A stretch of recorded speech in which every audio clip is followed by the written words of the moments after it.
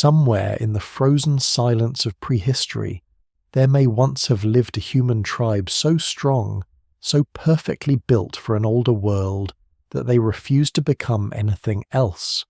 While other humans changed, adapted, and spread across the earth, this tribe may have held tightly to the old law of survival strength, endurance, and tradition.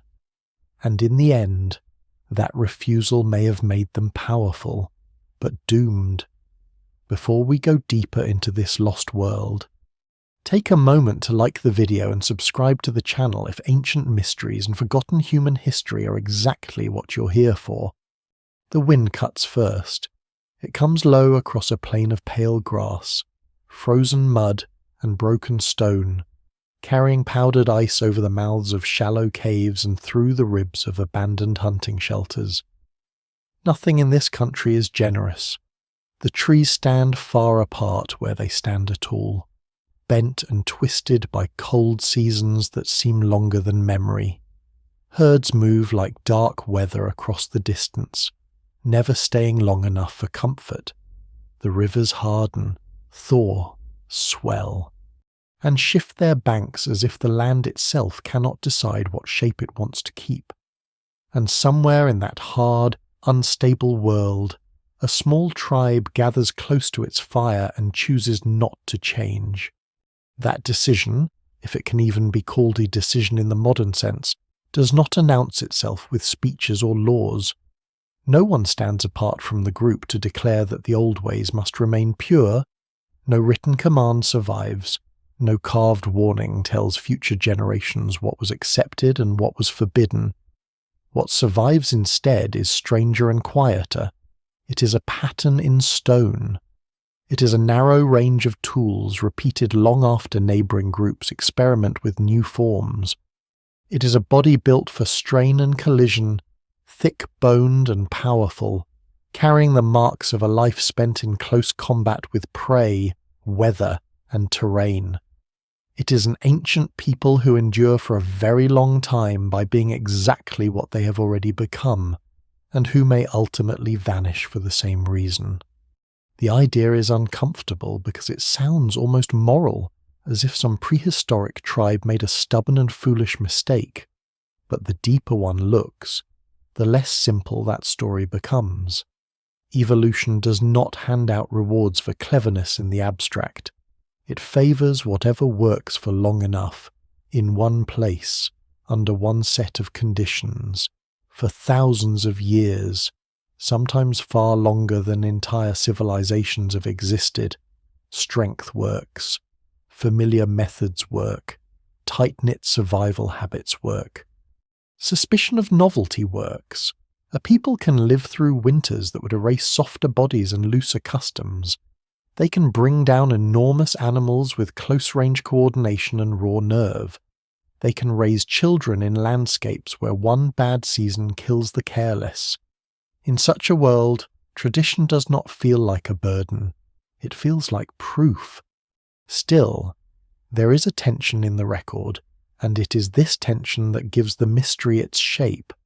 Across prehistoric Eurasia and beyond, different human groups respond to changing climates, new prey, unfamiliar terrain, and contact with each other in very different ways. Some become more flexible in their tools and diets. Some build wider exchange networks. Some use symbols more visibly, decorate objects, alter their movement patterns, and exploit a broader range of environments. Others appear to remain committed to a narrower but once highly successful mode of life. Scholars still debate how sharp these distinctions truly were, and the evidence remains incomplete. But what survives in the record suggests that not all human groups met change with the same willingness or capacity. Some adapted by expanding, some adapted more slowly. Some may have held fast until holding fast was no longer enough. Before we go deeper, take a moment to like the video and subscribe if this is the kind of history and mystery you enjoy. To understand the tribe at the center of this story, it helps to step away from the modern habit of imagining progress as automatic. The ancient world does not move in a straight line from primitive to advanced. It loops, stalls, fragments, and branches. Different populations carry different solutions to the same problem of survival. A sharpened flake, a thrusting spear, a hide wrapped tight against the wind, knowledge of where the herd will turn when snow begins to crust over, the ability to read the mood of a hunting party in silence, the instinct to stay near a known valley rather than risk a distant one. These are not signs of failure. They are expertise. And expertise can become so deep, so embedded in the muscles of a people, that alternatives stop looking like opportunities and begin to look like threats. Picture them not as caricatures of brute force, but as the inheritors of a rigorous system. Their bodies are compact, durable, and expensive to maintain, built by countless generations under punishing conditions. Their hunting methods demand proximity, courage, and timing rather than distance and safety. Their social world is likely intimate, intense, and vulnerable, because small populations depend on every adult body and every remembered route. Injury matters. Child survival matters. Seasonal knowledge matters. Trust matters. When life hangs on repeated success in a dangerous environment, experimentation carries a cost that outsiders often underestimate. A new way of making tools is not just interesting, it may be unreliable. A new migration route is not just adventurous, it may be fatal. Contact with unfamiliar groups is not just an exchange.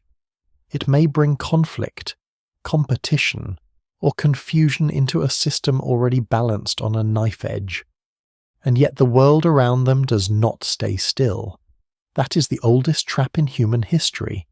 A survival strategy perfected for one climate can become a liability in another. Prey populations shift. Forest gives way to open ground. Then open ground gives way to marsh, scrub, or advancing ice. Rivers change course. Coastal plains drown. Shelters that once stood near reliable hunting corridors become stranded in emptier country. Sometimes the changes unfold over millennia, slow enough that each generation only notices a little. Sometimes they arrive in pulses sharp enough to reshape whole ways of life. No single explanation fully accounts for how any one prehistoric population responds, but again and again the evidence suggests a brutal truth. It is possible to be magnificently adapted to a world that is disappearing. That is where the story takes on its human weight.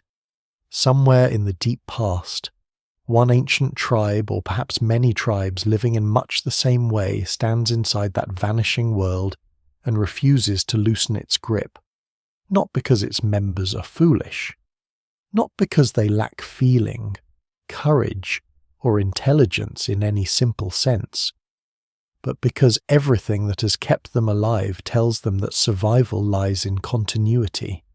The old hunting ground, the old tools, the old way of dividing labour, the old reading of the sky, the old rituals around death and endurance, the old belief unspoken perhaps, but lived that what has always protected them must remain worthy of trust. In stable times, this is wisdom. In unstable times, it can begin to resemble doom. Archaeology rarely gives such a tribe a name in the way legend would like. It gives fragments, distributions, anatomical patterns, layers of charcoal, cut marks on bone, residues on stone, shifts in site use, and the ghostly absence of things that might have appeared but did not. The temptation, especially in popular storytelling, is to turn that into a melodrama of a lost people who simply refuse to evolve further. But biologically that phrase is misleading. No human population stops evolving while it lives. Change continues in bodies, behaviours, and demographics whether anyone intends it or not. The more precise mystery is cultural and ecological. Why do some populations maintain older patterns far longer than others? Why do some broaden their world while others remain faithful to a narrower one? When does loyalty to a successful system become a trap? And how much of what we call refusal is really the visible edge of deeper limits, small population size, isolation, developmental constraints, or the sheer burden of surviving each season? There is another reason this story unsettles modern listeners. It feels familiar. Entire societies, even now, can mistake past success for timeless truth. They can build identities around conditions that no longer exist. They can honor endurance so deeply that flexibility looks like weakness. They can teach each generation to protect the method rather than the purpose. In that sense, the ancient tribe at the center of this narrative is not only a prehistoric puzzle, it is a mirror held very far back in time. But the mirror is cloudy, and we have to approach it carefully. The tribe we're about to follow is not a single historically documented people with a banner, a capital, and a fixed date of disappearance. It is a reconstruction grounded in mainstream anthropological and archaeological understanding, shaped especially by what scientists infer from archaic human populations that persisted with remarkable toughness, while more flexible or differently organized populations spread across changing environments. Many listeners will hear echoes of Neanderthals, and that is no accident. Much of the evidence that informs this story comes from the long debate over why such a powerful and successful human lineage endured for hundreds of thousands of years and then disappeared. Yet this is not a fairy tale about inferiority. Neanderthals, to take the most famous case, were highly capable humans adapted to demanding Ice Age conditions. Their disappearance was likely driven by a complex mix of climate instability, demography, competition, interbreeding, and ecological vulnerability. Scholars still debate the balance among those forces. What matters here is that their story reveals how a form of human life can be extraordinarily successful, deeply specialized, and fatally exposed all at once. So the camera, if one imagines it moving over this ancient world, does not begin with a throne or a temple. It begins with footprints freezing at the edge of a watering place. It begins with a hand lifting a heavy spear. It begins with scars healed badly but enough. It begins with smoke trapped against cavestone darkened by years of occupation. It begins with children learning not novelty but repetition, not expansion but precision. Do this. Walk here. Wait now. Strike close. Stay with the group. Trust what has worked, and beyond the circle of firelight, beyond the range of habit, other humans are already testing different answers. The tragedy, if tragedy is the right word, is not visible yet. There is no final battle on the horizon, no dramatic omen. The tribe is still alive, still competent, still strong enough to believe that strength remains the central fact of the world. That may be the saddest moment in any long collapse, not when the end arrives, but when survival still feels secure because it has not yet failed often enough to shake belief. All around them, however, pressures are gathering. Climate will shift again. Game will move. Rivals or neighbors will appear. Social worlds will widen elsewhere. New tools, new habits, new ways of organizing knowledge will begin to matter. This tribe will meet those changes not from a blank slate, but from deep inside an inherited identity. And the very qualities that once made them formidable will shape how they answer. That is where the mystery truly begins. Not with disappearance, but with confidence. Not with weakness, but with strength so complete and so historically justified that it hardens into resistance. In the frozen light of the old world, that resistance still looks like wisdom. Only later, when the landscape has shifted and the old certainties no longer feed, warm, or protect, will it appear as something else, the beginning of a long refusal, and perhaps the end of a people. Long before their refusal becomes visible, long before later humans leave behind the denser traces that make prehistory easier to reconstruct, this tribe is being formed by an older world with very different demands. It is a world of advancing cold and retreating warmth, of grasslands opening where forests once stood, of vast animal migrations crossing exposed plains, of narrow windows in which water, shelter, prey, and safety briefly align. Nothing about it encourages waste. Nothing about it rewards softness for very long. To live here generation after generation is to be shaped by pressure so constant that it stops feeling like pressure at all and becomes the background law of existence. Their ancestors do not begin as some failed branch of humanity. They begin, as all human stories do, as survivors. They inherit a landscape that selects hard for certain things, a body that can hold heat, limbs that can carry weight over uneven ground, shoulders and hands capable of violent force at close range, lungs and hearts that endure long pursuit through thin winter air, minds tuned to pattern, danger, season, and immediate social trust. What survives in the fossil and archaeological record suggests a people exquisitely matched to difficulty: thick bones, powerful muscle attachments, broad chests, heavy wear on joints. Repeated injuries followed by healing these do not describe clumsiness. They describe lives lived at the edge of what the body can take, and bodies that keep answering. This older world also shapes time differently. For later agricultural civilizations, time can be measured in planting cycles, stored grain, lineage records, kings, monuments, and the slow accumulation of goods. For this tribe, time is less likely to feel like progress, and more likely to feel like recurrence. Herds return or fail to return. Snow comes early or late. A shelter lasts another season or collapses. A good hunting valley feeds the group for years until one shift in climate or migration makes it suddenly empty. Children learn the shape of endurance before they learn anything that could be called ambition. Survival is not an abstract goal. It is a sequence of immediate corrections: where to step on crusted ice, how to read tracks half erased by wind, which marrow bones to break first before the cold hardens everything, how close to remain to the cliff wall in a storm, when to abandon a carcass because predators are already circling. In that world, innovation does happen, but it happens under pressure and within limits. That is one of the important corrections to the old stereotype.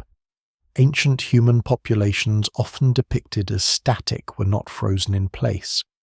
They adapted, learned, hunted cooperatively, controlled fire, cared for injured individuals, and occupied remarkably varied habitats.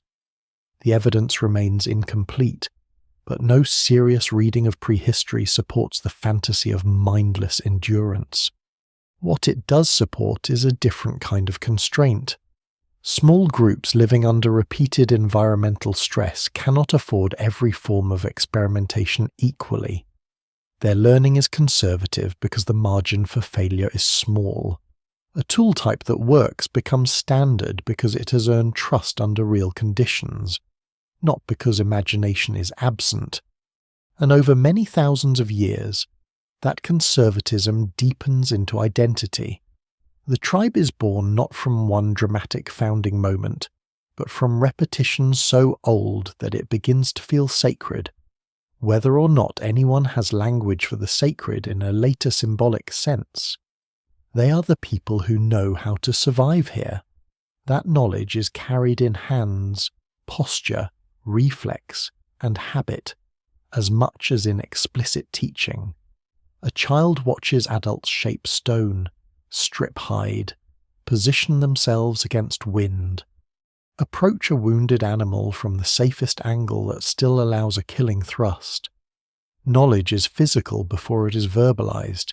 It is embedded in bodies moving together through a hostile world. One of the stranger and more revealing details in the prehistoric record is how much effort some ancient human groups appear to have invested in maintaining individuals who would not easily survive alone. Healed fractures, worn teeth compensated for by care. Long survival after crippling injury, these traces suggest a social fabric stronger than older depictions once allowed. The tribe is harsh because the world is harsh, but it is not simply cruel, it cannot be, in severe environments. Social indifference is expensive. Every experienced hunter, every elder who remembers terrain, every adult who can help process food, watch children, gather fuel, or read weather has value beyond brute strength alone.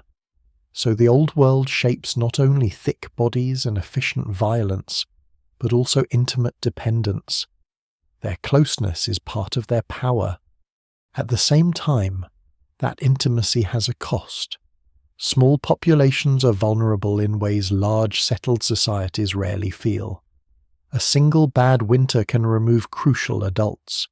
A hunting accident can leave children with fewer providers and less accumulated knowledge. A run of poor seasons can narrow mating choices, shrink mobility, and trap a group more tightly within familiar ground.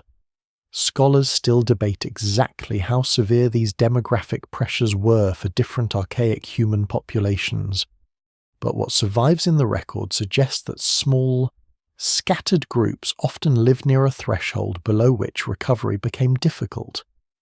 In such conditions, stability is not just comforting, it is statistically protective.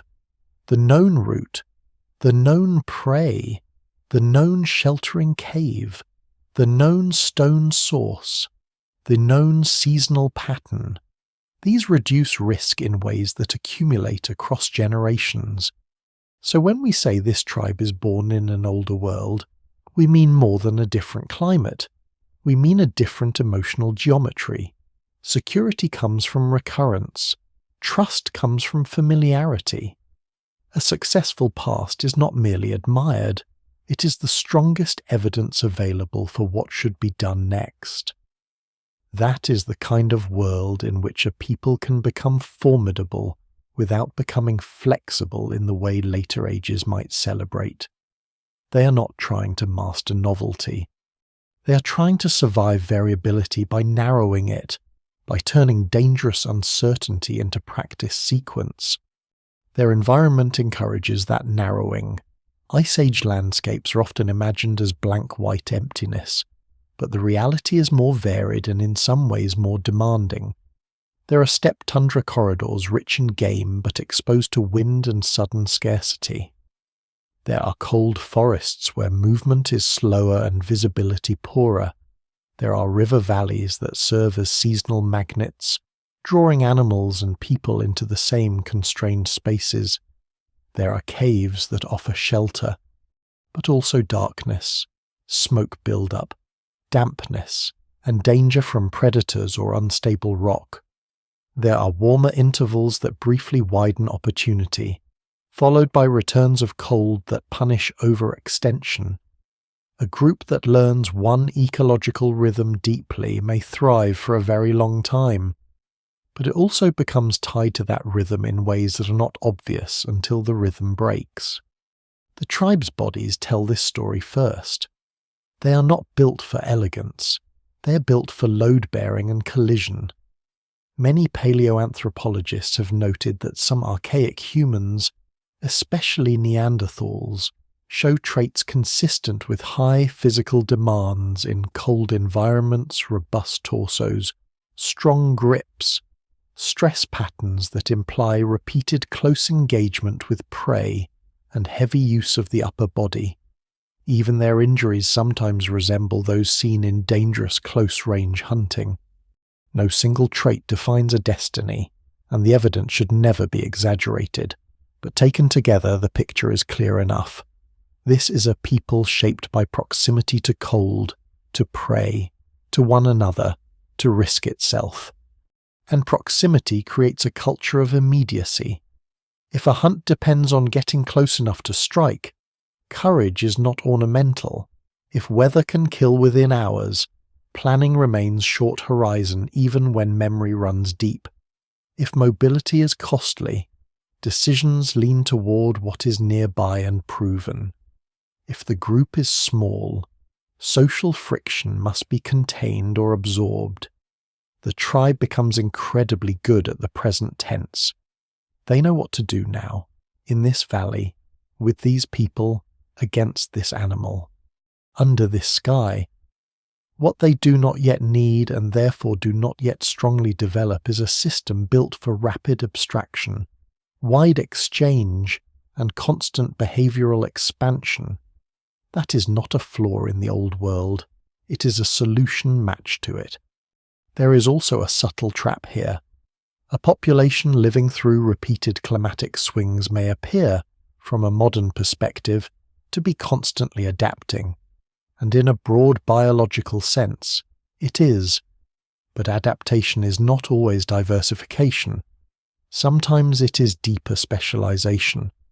The tribe may survive multiple shifts precisely by refining the same core package: dense social loyalty, powerful bodies, proven stone traditions, reliance on large game, opportunistic but limited dietary widening, and a strong attachment to known landscapes. This works because the old world still provides enough continuity beneath its fluctuations. The prey changes route but still exists. The sheltering escarpment remains. The cold returns often enough that cold-adapted bodies remain advantageous. The group bends without changing shape. That, more than anything, is how a refusal becomes possible later. It cannot arise in a people already built around rapid reinvention. It arises in a people trained by history to trust what has already saved them. This tribe is not conservative by temperament in some timeless sense. It is conservative because the older world teaches, again and again, that survival belongs to those who remember, repeat, and endure. In a strange way, their traditionalism is evidence of past success. The old methods have not merely persisted by accident. They've been selected by thousands of years of proof. Somewhere during these long millennia, that proof becomes identity. The strongest hunters are admired not only because they bring meat, but because they embody continuity with ancestors whose names are lost. Children grow into adults by mastering inherited technique, not by overturning it. The group's confidence does not come from dreams of expansion. It comes from having outlived what should have destroyed them. They have seen winters that erase the careless. They have crossed lean seasons that would have ended looser communities. They have buried their dead and continued. The landscape itself seems to confirm their methods. Harsh country respects only those who meet it with equal hardness. But harsh country is also deceptive. It teaches lessons that are true until they are not. It can make a people so fluent in one kind of survival that other kinds begin to look unnecessary, even suspect.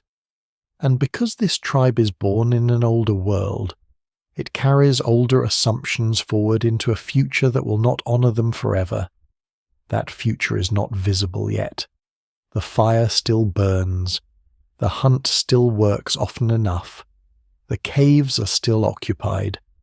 Children are still learning the old grip on the spear shaft, the old places to wait along animal paths, the old instinct that safety lies in staying close to what has always fed them. The tribe cannot know, and perhaps no one in their place could know, that the world shaping them so effectively is also narrowing them. It is giving them greatness of a certain kind, and with it, a hidden vulnerability. They are becoming immensely durable within one pattern of life. They are becoming less prepared for a world that rewards departure from that pattern. What survives in the record suggests not a people failing to become human, but a people becoming one kind of human with extraordinary completeness. And that is what makes the later story so haunting. By the time outside pressure begins to expose their limits, those limits will not feel like limits from within. They will feel like loyalty, competence, realism, even honor. The tribe's eventual refusal does not begin as stubbornness. It begins here, in the old world, where endurance is truth and repetition is wisdom, and where every generation has good reason to believe that becoming more like their ancestors is the safest path through the cold. By the time the tribe's way of life has hardened into something more than habit, strength is no longer just useful.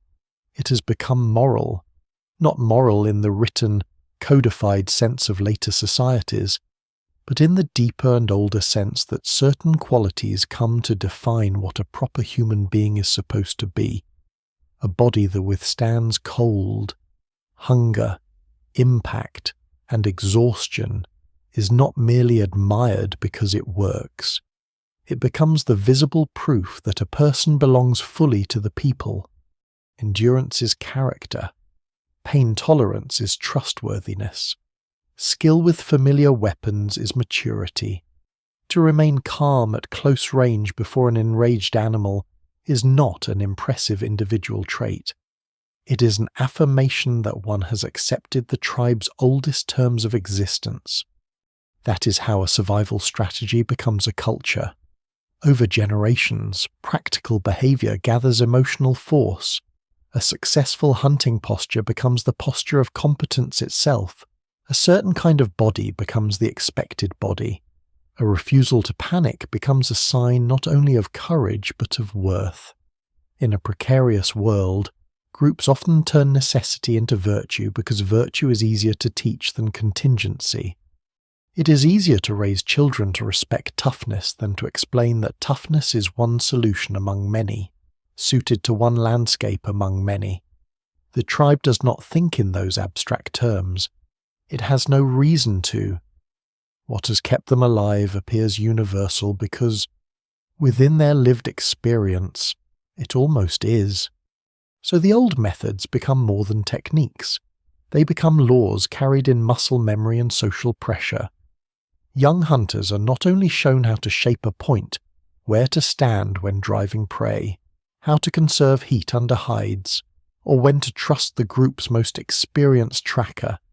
They are also taught, silently and constantly, what kind of person learns these things well: the patient one, the obedient one, the physically reliable one, the one who does not decorate risk with unnecessary novelty, the one who stays close, the one who remembers, the one who respects the dead by repeating what the dead proved.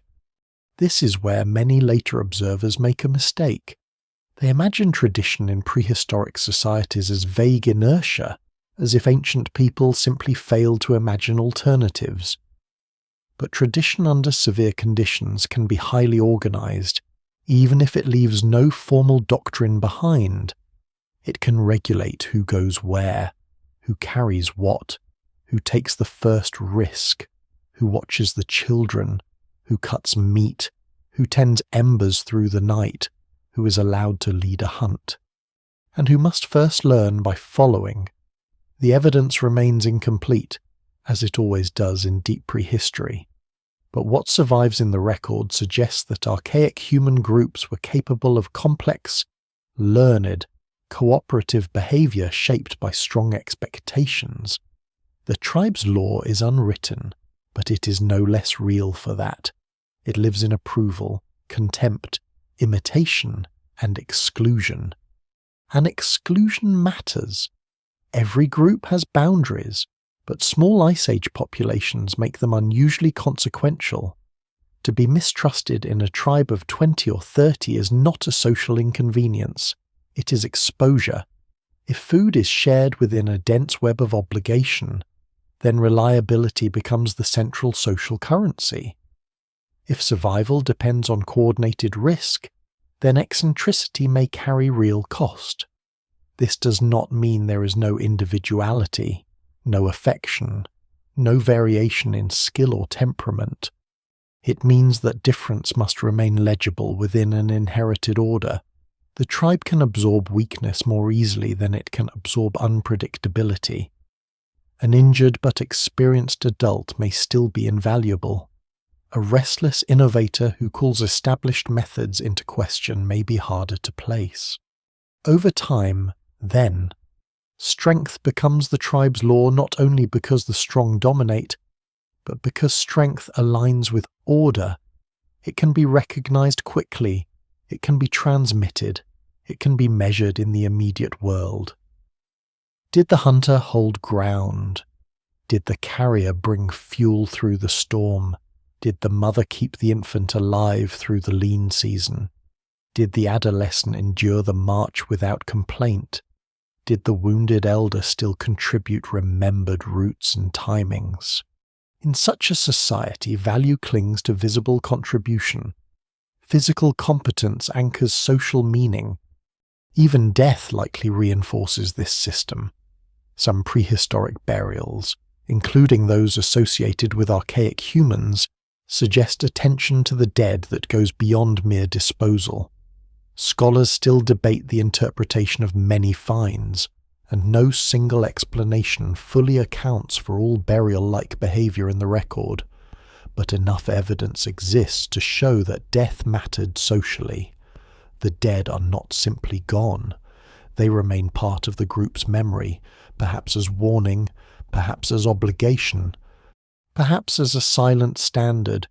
If the tribe returns to certain places, shelters its dead in certain ways, or keeps certain practices around loss and injury, then the ancestors become present not as mythic figures in a later literary sense, but as accumulated proof.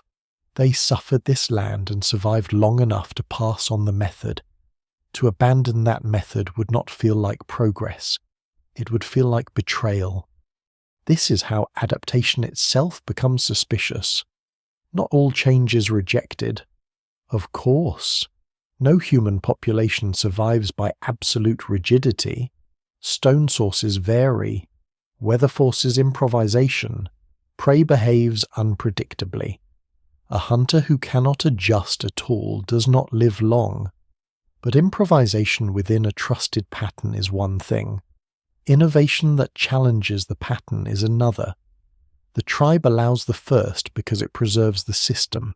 It distrusts the second because it threatens to dissolve it.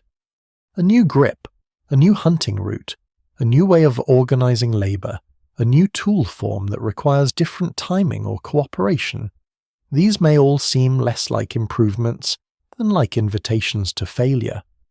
That conservatism is easier to understand once one remembers how costly failure is in this world. In modern settings, a failed experiment may waste time, money, or prestige. In an Ice Age hunting society, it may waste calories that cannot be replaced, injure an adult body the group cannot spare, or scatter cooperation at the wrong moment. This does not make the tribe irrational. It makes it historically trained to prefer the proven. Their skepticism is a survival instinct with an honorable record behind it. The tragedy emerges only later, when circumstances begin to change fast enough that the proven starts losing its advantage. For now, though, the tribe experiences its own system as solidity. Its members do not feel trapped, they feel held. The child wrapped against the cold beside the fire does not inherit oppression as an abstract category. The child inherits certainty. This is how food is found. This is how danger is faced. This is what a capable body looks like. This is where safety lies. This is who we are. In many human societies, ancient and modern, Identity begins exactly there, not as ideology, but as the quiet repetition of forms until alternative forms begin to feel almost unreal. The social effect is powerful. Strong adults become examples, and examples become standards. Standards harden into expectations. Expectations shape mating preferences, status, leadership, and the distribution of risk. A physically imposing hunter who remains calm under pressure gathers authority because authority in this world is inseparable from visible utility. That does not necessarily mean the tribe is a crude hierarchy ruled by force alone. Small groups rarely function well under constant internal coercion. They depend too much on mutual recognition. But admiration and deference can still cluster around bodies and behaviors that symbolize continuity. The one who most completely embodies ancestral success comes to represent the tribe's deepest confidence in itself. There is a lesser-known implication here that matters enormously. Once strength becomes a cultural ideal, other traits may remain undervalued even when they exist. Careful experimentation, symbolic elaboration, distant networking, broader exchange, and more flexible risk distribution all require social prestige to scale. A population may contain individuals capable of such things and still fail to organize around them if its value system keeps ranking other traits higher. This is one reason scholars are cautious about treating prehistoric disappearance as a simple matter of intelligence. The question is not whether ancient humans could think. Clearly they could. The question is which kinds of thinking a given ecological and social regime rewarded, stabilized, and repeated. In the tribe's case, the answer is increasingly clear. It rewards physical courage, close coordination, fidelity to inherited methods, deep environmental memory, and a suspicion of unnecessary deviation. These traits made perfect sense in the older world. They still make sense now. The group survives because they continue to make sense. Yet a hidden change is already occurring in the tribe's internal logic. Means are becoming ends. Strength is no longer just one ingredient in survival. It is becoming the image of legitimacy itself. To be strong in the approved way is to be right. To question that model is to appear not merely impractical, but somehow lesser. The old hunting camps reflect this hardening. Hearths appear where hearths have appeared before. Tool traditions persist with remarkable continuity. Site use follows patterns that imply repeated confidence in established landscapes. None of this proves a formal ideology, but taken together it suggests a people living within a durable grammar of survival. What survives in the record suggests repetition with purpose, not stagnation born of emptiness. They are not waiting for a better future. They are carrying a successful past forward one generation at a time. The danger of such success is that it hides its own conditions. Because the tribe has endured, it begins to treat endurance as proof that its system is universally valid rather than locally effective. Because ancestors survived with these tools, these bodies, these customs, these rhythms, the tribe experiences the old package as reality itself. Other possibilities, where visible at all, are easy to dismiss. More distance between hunter and prey might look cowardly. More elaborate symbols might look useless. Broader social ties beyond the immediate group might look risky. Greater dietary flexibility might look like desperation or decline. The tribe does not know that some of these dismissed possibilities will later become advantages elsewhere. So strength becomes their law in the fullest sense, not only a practical necessity, but a filter through which the world is judged. A body bent toward endurance is good. A habit repeated from ancestors is trustworthy. A challenge met directly is honorable. A life spent near proven ground is sensible. Suffering born without visible collapse is admirable. In another setting, such values might remain one part of a wider adaptive package. Here they begin to dominate it. This is the point where the tribe becomes especially vulnerable to the future while still appearing completely secure in the present. Because their law is grounded in ancient success, it does not feel dogmatic, it feels realistic. That is what makes it so hard to loosen later. No outsider, arriving suddenly, could simply explain them out of it. No single bad season could immediately undo it. The tribe's commitment is too deep, too embodied, too socially reinforced. They have not merely chosen strength, they have built meaning around it. And meaning, once built, is harder to change than technique. A spear point can be reshaped in an afternoon. A route can be altered in a season. But a people who have learned to see themselves through hardness, continuity, and ancestral proof do not abandon that vision lightly. They cannot. To do so would not just mean trying something new. It would mean admitting that the old definition of a worthy human being may no longer be enough. For now, they do not admit it. They tighten their grip instead. The law holds. The old ways still feed them often enough. The admired bodies still appear powerful against the cold horizon. The children still watch and imitate. The ancestors still seem to stand behind every repeated motion. Beyond their world, however, other human groups are beginning to place their trust in different forms of strength, less visible perhaps, less immediate, but increasingly potent. And when those paths begin to cross, the tribe's deepest virtue will also become its sharpest limit. At first, the differences are small enough to ignore. A stranger's tool leaves a cleaner edge than expected. A carcass is processed in a slightly different order. A hunting camp appears in a place the tribe would have considered temporary or inefficient. Fire is maintained with a care that suggests longer occupation, or perhaps a different rhythm of movement. None of this looks like a revolution while it is happening. The ancient world rarely announces turning points with the clarity later historians would like.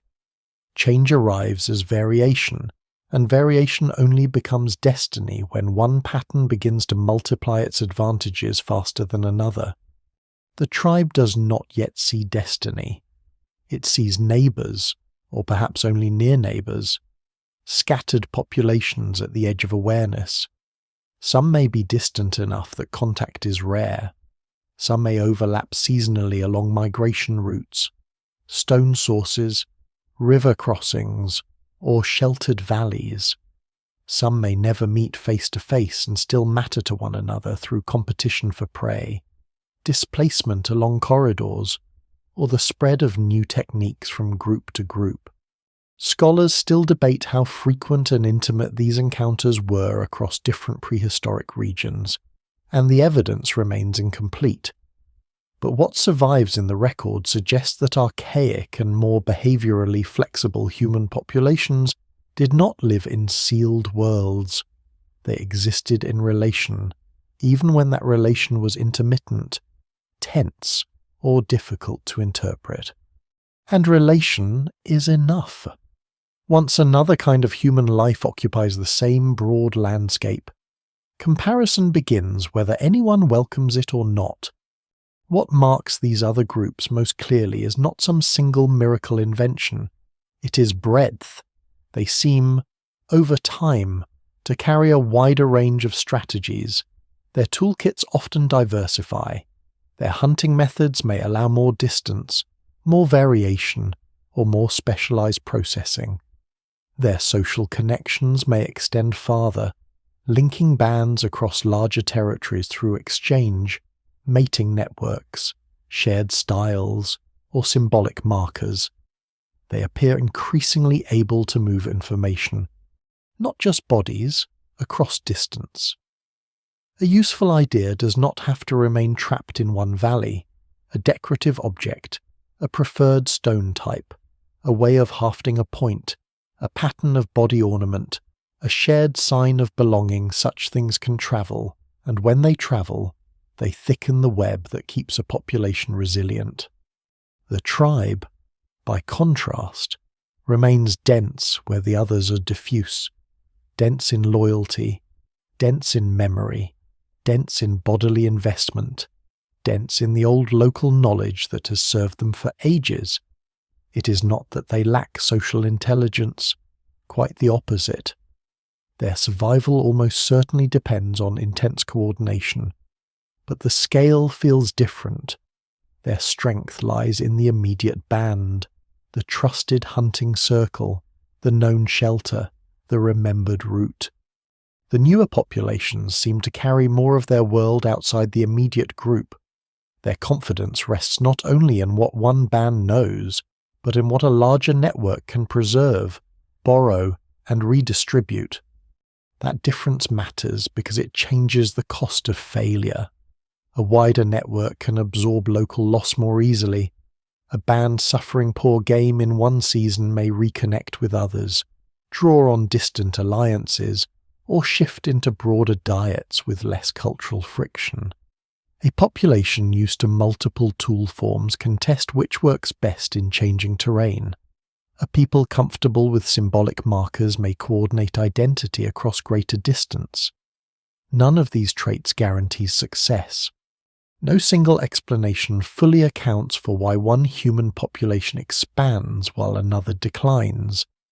But taken together, they create a style of adaptation that is less dependent on one body type, one hunting mode, one habitat rhythm, one definition of worth. The tribe notices pieces of this, though probably not in those terms. They notice that some other groups seem lighter in their movements, less tied to the heavy certainty of close-range confrontation. They notice tools that seem made not only for force, but for options. They notice camps that imply different planning horizons. They notice perhaps that game is reached in new ways, that carcasses are used differently, that certain risks are being spread across more methods rather than concentrated into one dangerous act. They may also notice something harder to respect, that these people do not seem to honor strength in the same visible way. To the tribe, this can look like dilution. A hunter who kills from farther away may seem less brave. A group that carries ornaments, pigments, or worked bone may seem burdened by things that do not directly feed or warm the body. A people who maintain wider social ties may seem less self-contained, less pure in loyalty, more dependent on outsiders. Breadth, from inside a culture of concentrated endurance, can resemble weakness before it reveals itself as resilience. There is an old human habit in this. Communities often mistake unfamiliar adaptation for moral failure. They see what another group does differently and assume it must also be done worse. The tribe is especially vulnerable to this habit because its own method has such an ancient and honourable record behind it. They have earned their suspicion. They have survived cold, injury, scarcity, and confinement with a package of behaviours that still feels inseparable from dignity.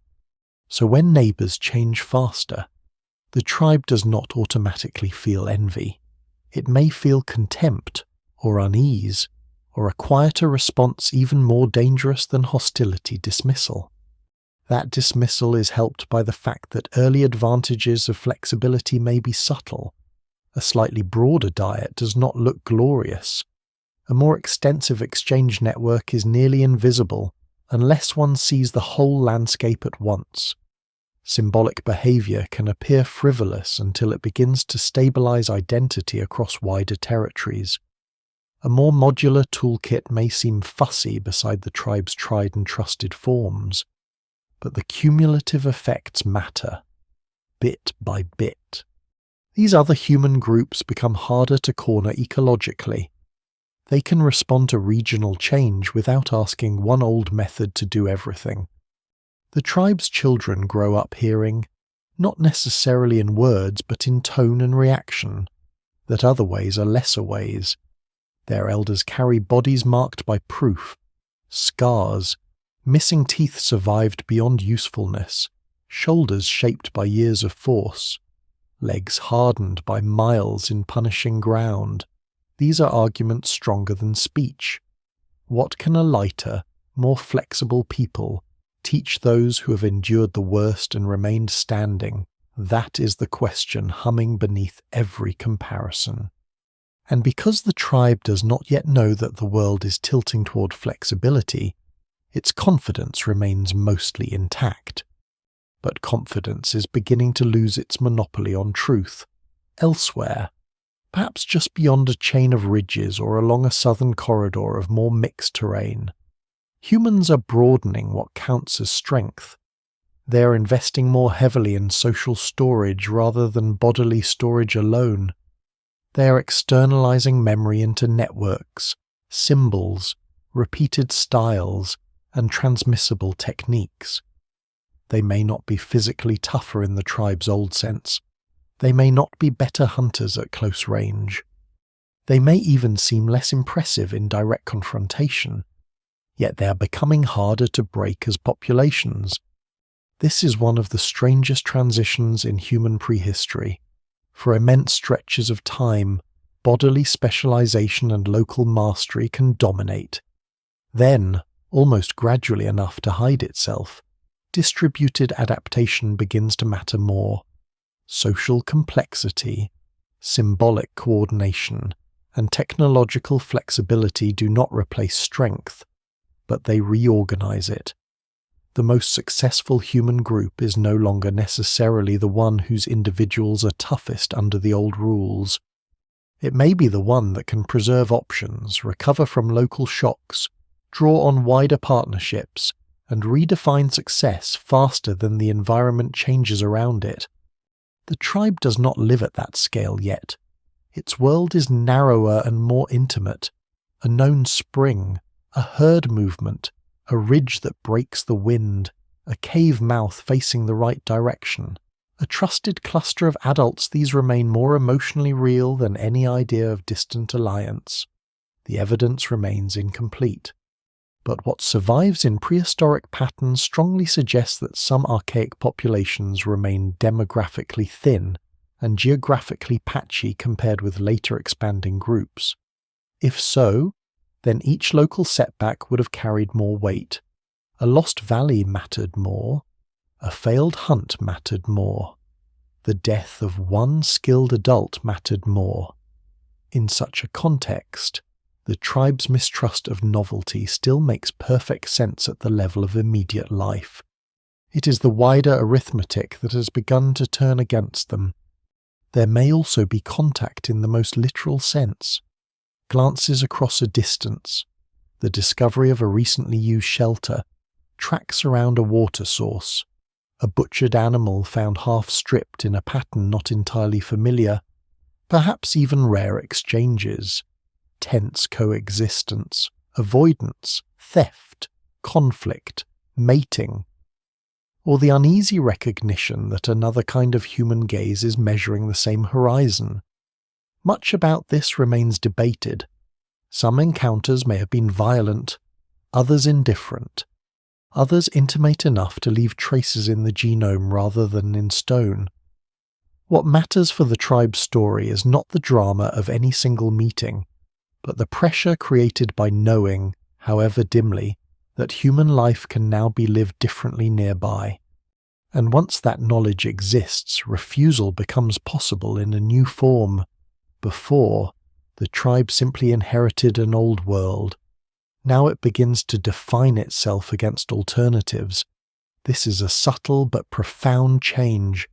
The old law of strength no longer stands alone. It acquires rivals. The tribe's customs become not merely ancestral, but oppositional. We are the ones who still face the animal close. We are the ones who trust the body over the trick. We are the ones who remain loyal to the valley. The hunt, the elders, the old rhythm. Other groups may move faster, but perhaps they seem shallow. Other groups may trade more widely, but perhaps they seem less bound to their own. Other groups may alter their habits more readily, but perhaps they seem less serious, less proven, less worthy of inheritance. This oppositional identity is dangerous because it can turn adaptation into contamination. A new technique is no longer judged only by whether it works, it is judged by who brought it. A broader network is no longer judged only by whether it protects against scarcity. It is judged by whether joining it dilutes the tribe's sense of itself. A lighter way of carrying the future begins to look like treachery against the burdened dignity of the past. And still, the neighbors keep changing. Their traces spread. Their presence becomes harder to avoid. They exploit different ecologies, push into new corridors, and increase the sheer number of ways a human population can survive. The tribe remains impressive, even admirable, within its own register. But its old confidence now lives under a shadow it cannot fully name. The world no longer belongs only to those who endure what has always been. It is beginning to favor those who can survive what has never happened before. That shift is not yet complete. No final verdict has been delivered. The tribe can still hunt, still shelter, still raise children, still look at the scars of elders and see proof that the old law endures. Yet comparison has already entered the story. And comparison is corrosive even when one refuses to acknowledge it. Somewhere in the tribe's silence, perhaps around the fire after a difficult season, perhaps in the glance cast at an unfamiliar point shape or a distant camp, a new possibility has appeared that strength may no longer mean only what they have always believed it means. They do not accept that possibility. Not yet. Instead, the presence of changing neighbors will force the tribe toward a deeper choice. It will have to decide whether inherited greatness can bend without breaking, or whether survival itself has become inseparable from remaining unchanged.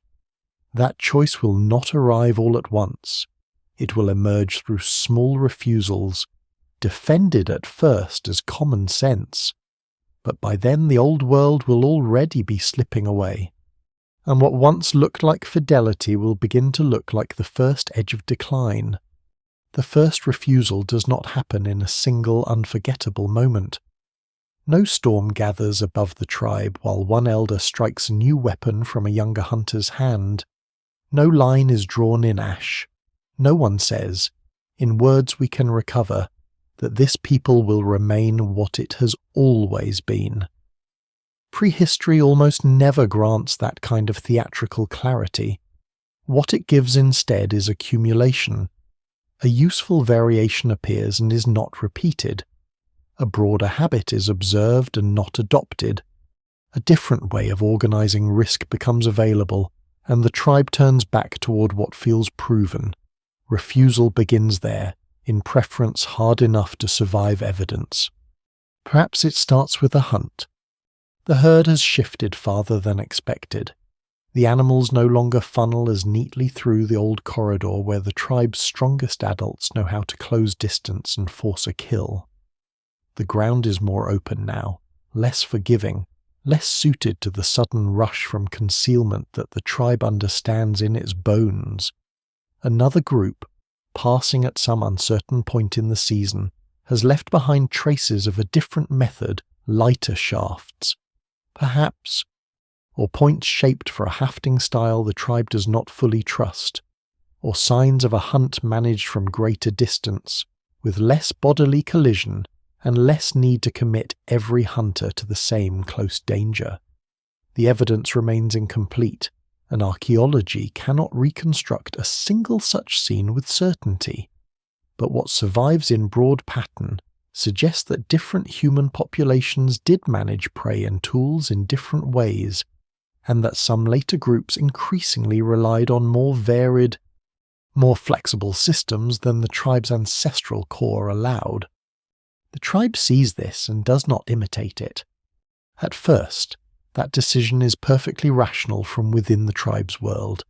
A technique is not just an object, it is a whole social arrangement, A lighter projectile or a different hafting method may require training the hand differently, rebalancing the body, adjusting the moment of commitment, altering who stands where, changing the rhythm between experienced hunters and the young. A broader dietary strategy may require different seasonal movement, new processing knowledge, new tolerances for uncertainty, or cooperation with people beyond the band. None of these are small requests. Every innovation, once examined closely, threatens to tug several other habits out of alignment. The tribe does not reject one tool, it rejects a chain reaction. That is why the first refusal is so powerful. It feels conservative, but it is actually structural. To accept the new would not simply mean adding one more option. It would mean loosening the authority of the old package. It would mean admitting that ancestral methods are no longer complete in themselves. That is not just a technical concession, it is a wound to identity. The group's strongest adults, the ones whose bodies are living proof of what endurance has built, have the most to lose in that concession. Their knowledge commands status because the tribe's world is organized around it. They know when to close, when to flank, how to judge the angle of a wounded animal's turn, how to absorb impact, how to read the immediate field of danger. Their authority is not theoretical. It has fed children and carried the group through lean seasons. When younger eyes fall on unfamiliar methods with curiosity, the elders' response is not necessarily arrogance, it is responsibility. They are the guardians of a system with a long record of keeping people alive. From where they stand, experimentation may look less like progress than like betrayal disguised as cleverness. And so the tribe makes its first meaningful choice. It sees that human life can be lived otherwise, and it decides that otherwise is unworthy of trust. This refusal may be reinforced by success. That is one of the cruelest features of historical turning points. The old method does not fail immediately. A hunt still succeeds. A winter still passes. A familiar shelter still protects against the wind. A few seasons of survival after the appearance of alternatives can harden resistance even further. See, the tribe can tell itself without needing formal words. The old way still works.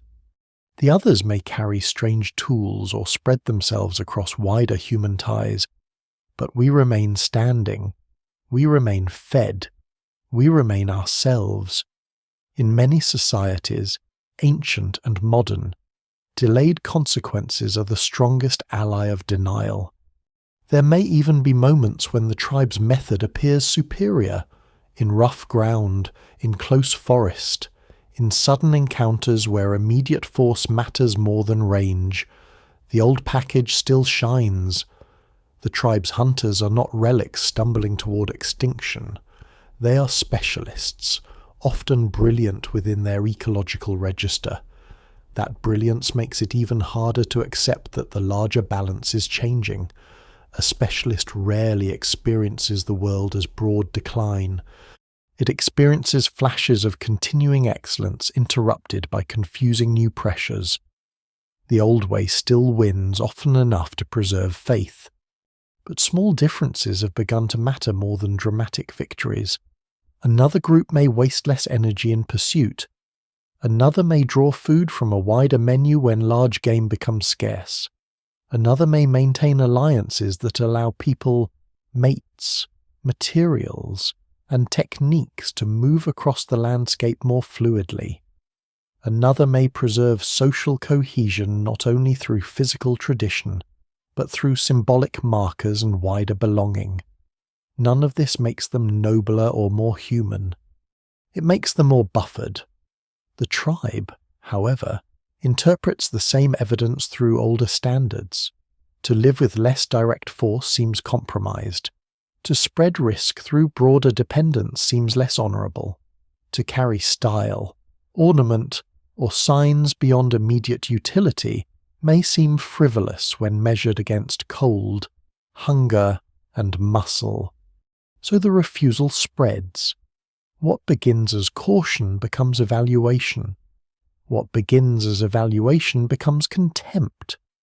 The tribe does not merely avoid adopting new ways, it folds that avoidance into its self-respect.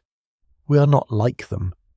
That thought, even if never spoken in explicit language, changes everything. A people can survive hardship. It is much harder for a people to survive an identity built around rejecting the very adaptations that would now help it.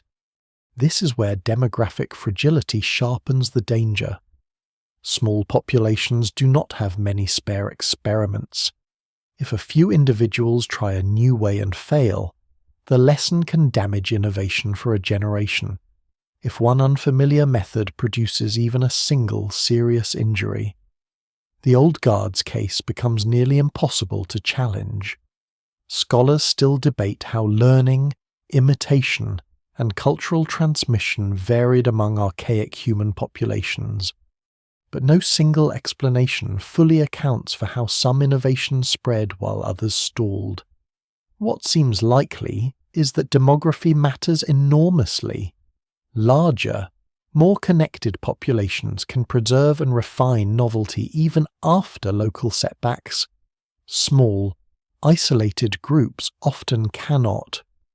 Their first refusal carries more weight because there may not be enough people, enough repeated contact, or enough spare stability to revisit the choice soon.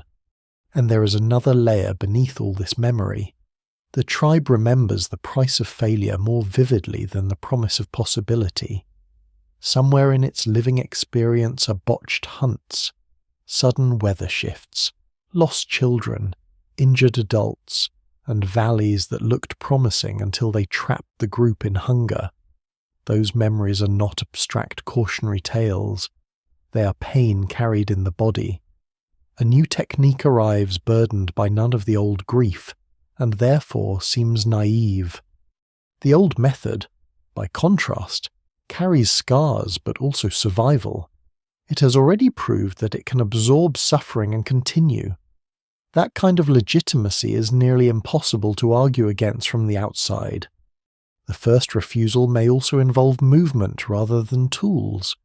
Another group ranges differently, uses a wider circuit of territory, or treats distance not as danger but as opportunity. The tribe sees this and stays close to what it knows. Again, the choice feels wise. Known ground contains remembered shelter, remembered hazards, remembered prey paths, remembered stone, remembered water. The unknown may hold advantages, but it also holds silent ways to die. What survives in the record suggests that some archaic populations were often tightly tied to local ecologies, while later expanding groups could be more flexible across diverse environments. If so, then staying put or returning faithfully to familiar ranges would not be laziness. It would be one more form of refusing a future built on mobility. Food offers another likely frontier of refusal: broad-spectrum diets, small prey exploitation, aquatic resources, storage habits where possible. New processing techniques, such strategies can soften the blow when large game grows unreliable. Yet each one may appear culturally second-rate beside the tribe's ancestral standard of dangerous, coordinated hunting. There is status in bringing down a great animal with close commitment. There is less visible glory in trapping small creatures, gathering difficult foods more intensively, or reorganizing labor around diverse but less prestigious returns. What survives in the record suggests that dietary flexibility became a major strength for some human populations, especially under unstable conditions. For the tribe, however, broadening the diet may feel like lowering itself. This is how collapse begins long before numbers fall. A tribe starts ranking strategies by inherited honor rather than future resilience. It confuses what once made it admirable with what must always keep it alive. The first refusal is therefore not a single rejected object or custom. It is the moment the tribe begins defending its entire older definition of success against a world that is quietly rewriting success elsewhere. Around the fire, nothing outwardly dramatic may have changed. Meat still roasts, hides still smoke, children still learn the old motions of hand and foot. The strongest adults still command attention without asking for it, but a threshold has been crossed. Alternatives are now visible. They have entered the horizon of choice, and once that happens, not choosing them becomes meaningful in a way it never was before. The tribe does not believe it is refusing evolution. That phrase belongs to later misunderstanding. It believes it is preserving realism. It believes it is guarding the only trustworthy inheritance in a dangerous world. It believes it is holding the line against dilution, against unnecessary risk, against people who seem to survive through methods too dispersed, too indirect, too dependent on things other than courage and memory. All of that belief is understandable. Some of it is even justified. What makes it tragic is not that the tribe is irrational, but that history has begun to turn in a direction where its best reasons are no longer enough, and the world, indifferent as ever, offers no immediate punishment to clarify the mistake. That comes later. For now, the refusal settles quietly into custom. The new remains external, the old remains central. A generation grows up learning not only how to survive, but how to distrust forms of survival that do not resemble their own. By the time the tribe realizes that flexibility is no longer optional, suspicion will already have become inheritance. The first refusal, then, is less an event than a freezing. A possibility appears, and instead of widening the tribe's world, it hardens the walls of it. The old way is not abandoned because it still works. The new way is not explored because it has not yet earned the right to challenge ancestral proof. In that gap between visible success and invisible vulnerability, the tribe makes the choice that will shape everything that follows. Once the refusal has settled into the tribe's instincts, daily life begins to reveal its full cost. From a distance, the old way still looks coherent, even admirable. The shelters are where they should be. The fires are kept alive with practiced efficiency. The hunting tools, though narrower in variety than those used by neighbouring groups, are made with confidence and repaired by hands that barely seem to hesitate. Children are watched closely because in this world childhood is brief, dangerous, and expensive. Meat, hide, sinew, bone, fuel, and memory all move through the same small circle of lives, each one depending on the others in ways too intimate for later settled societies to easily imagine. The tribe is not broken. It is functioning exactly as it was built to function. That is what makes the danger so hard to see from inside. Morning begins before light has fully separated the horizon from the ground. The cold is already awake. Breath hangs low in the shelter, and the first task is not ambition, but maintenance. Embers must be coaxed. Frozen hides must be loosened. Tools laid near the sleeping bodies must be checked for damage. Edge, binding, balance. The old adults move with the economy of people who have repeated these motions since childhood. There is little wasted gesture, even tenderness, where it appears. Arrives in useful forms a hand adjusting a hide over a sleeping child, a shared portion moved without display, a shoulder briefly leaned into another body against the cold. Affection in such a world is rarely theatrical. It is built into labour. The children grow inside this rhythm before they understand it. They learn the geography of safety long before they could name any larger map. Stay near the wall when wind cuts from this direction. Do not step into the melt-softened edge by the river. Watch how the elders read the herd trail before anyone speaks. Keep clear of the toolmaker's striking zone. Carry what you can carry and learn quickly what you cannot. Knowledge comes to them not as explanation but as pattern. The tribe teaches by repetition because repetition has kept it alive. A child who asks the world to justify itself in abstract terms would not survive here any better than one who ignored a cliff edge. The truth of things is demonstrated in weather, blood, hunger, and return. This is one reason change has become so difficult. The tribe's inheritance is not stored in ideas alone. It is stored in motion, a hunting stance, the angle of a cut, the timing of pursuit, the way a carcass is opened in cold air so that the most valuable parts are not wasted. The instinct for who moves first and who waits, these are forms of memory too deep to be argued with lightly. The evidence remains incomplete. But what survives in ethnographic comparison and prehistoric reconstruction suggests that many essential human skills in small-scale societies are transmitted through observation, imitation, correction, and bodily apprenticeship more than through long formal instruction. If so, then the tribe's conservatism is literally embodied.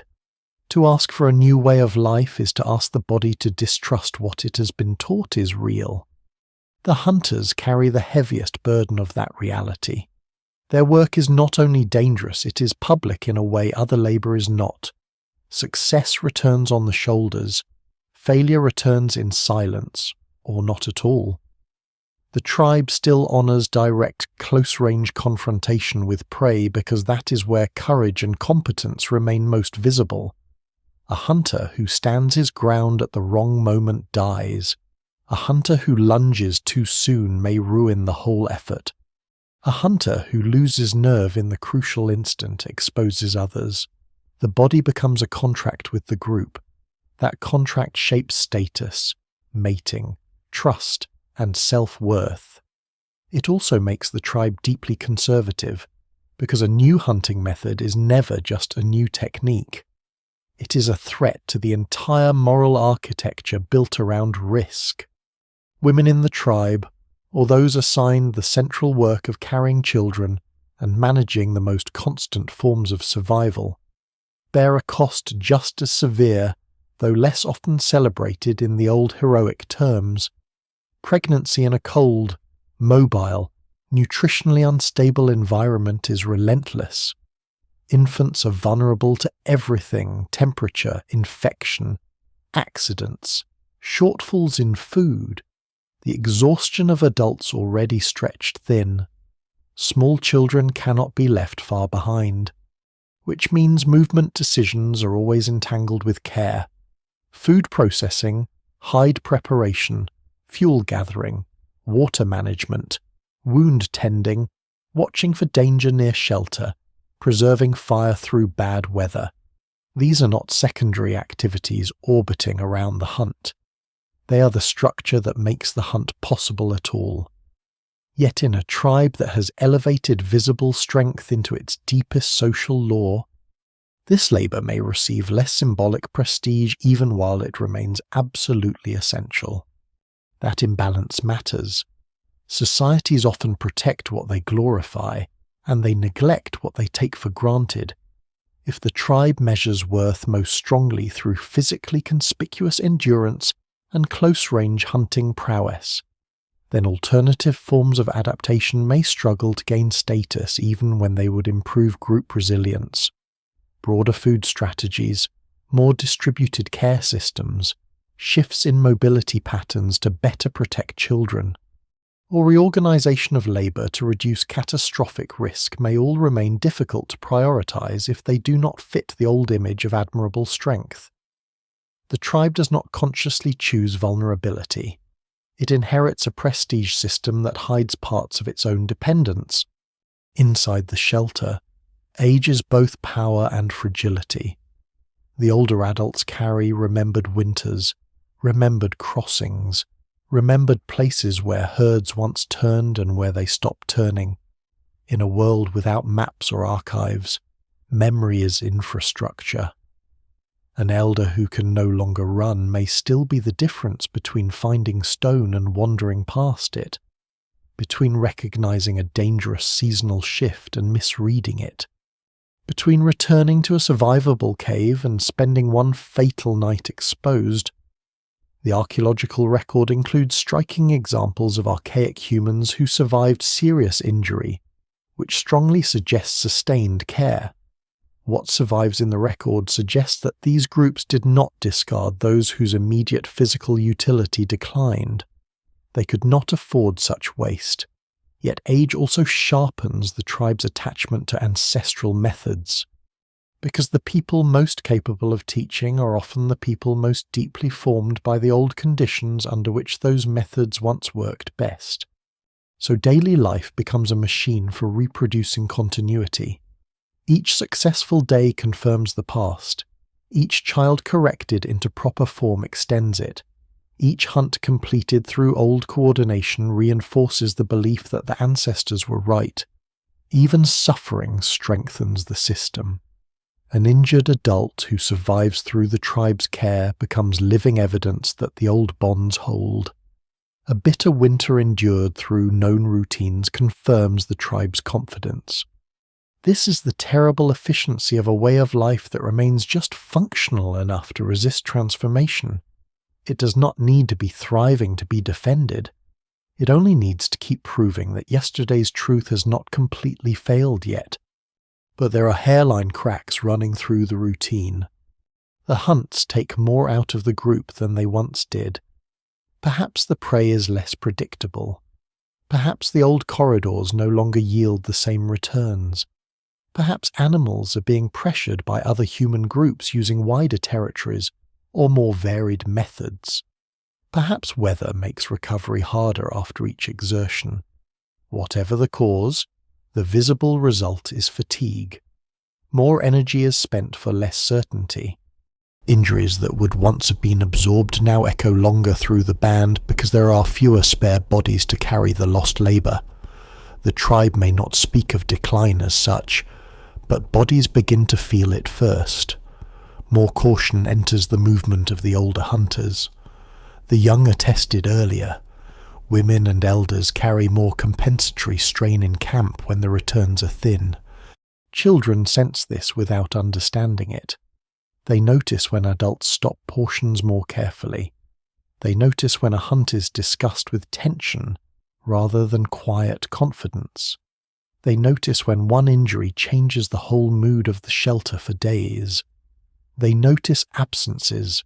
In small populations, every absence leaves shape behind. A skilled adult gone is not replaced by a role.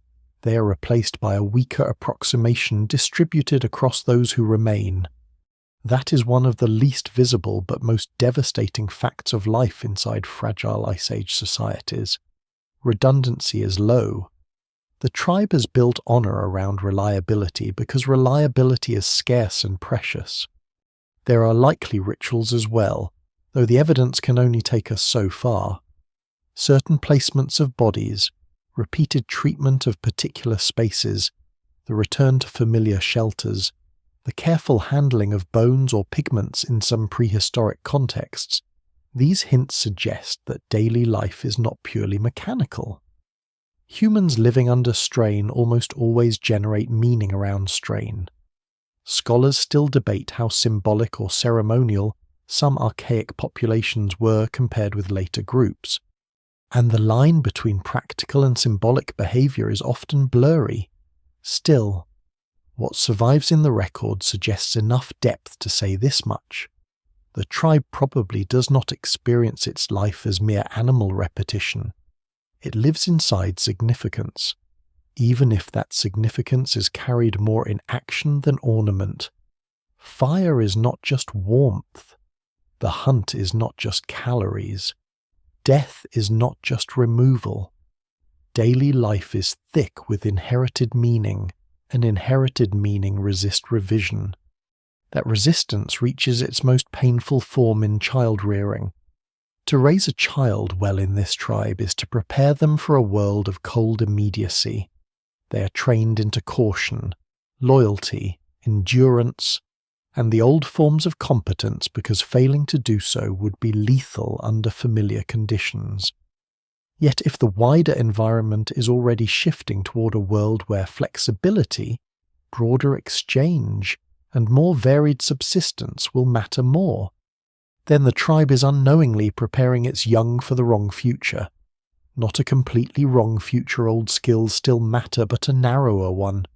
The tribe loves its children by equipping them for yesterday's victories. That is the human cost of frozen tradition. It is not only that adults cling to honor, it is that care itself becomes conservative. Every lesson is an act of protection, and every act of protection deepens the mismatch between the tribe's inherited strengths and the world now taking shape around them. No single explanation fully accounts for why some populations adjusted while others did not. The pressures are ecological, demographic, cultural, and perhaps cognitive in ways we can only partly infer. But within the tribe's daily life, the problem appears in its most intimate form. The things they do to keep each other safe are also the things that narrow their future. By evening, the shelter fills again with smoke, fatigue, and the smell of worked hide and roasting meat if the day has gone well enough. The adults settle into their old positions almost without thinking. Tools are mended. Children drift into sleep against familiar bodies. Someone tends the fire with the tenderness reserved for forces that can save and destroy at once. Outside, the cold presses close against stone and hide. Inside, the tribe still feels coherent. The old law still organizes labor, trust, gender, age, risk, and reward. To an outsider it might already look brittle. To those within it, it still feels like reality. And that is why life inside the frozen tradition remains so compelling and so tragic. The tribe is not sleepwalking toward extinction. It is working, loving, remembering, teaching, enduring. It is preserving a complete human world under terrible conditions. The problem is not that this world lacks dignity. The problem is that dignity alone cannot widen a diet, enlarge a mating network, diversify a toolkit, or teach a people to trust forms of adaptation their deepest values have taught them to suspect.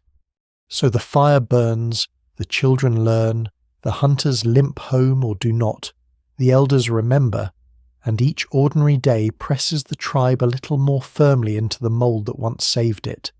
From inside, this is fidelity. From a greater distance, it is enclosure. And somewhere beyond the circle of smoke and firelight, the material evidence is already gathering in bone, stone, and ash, waiting for much later humans to ask what this life really cost and what, exactly, it was trying so hard to defend. Long after the fires die and the last paths to the old shelters vanish under new sediment, the tribe begins to speak again through what the ground has kept. Not clearly, not kindly. Archaeology never returns a lost people whole. It returns them in fragments worn by pressure, time, scavengers, water, collapse, mineral stain, and luck. A broken femur healed at an angle, teeth ground down almost to nothing, a scatter of flint flakes beside charcoal, cut marks on bone.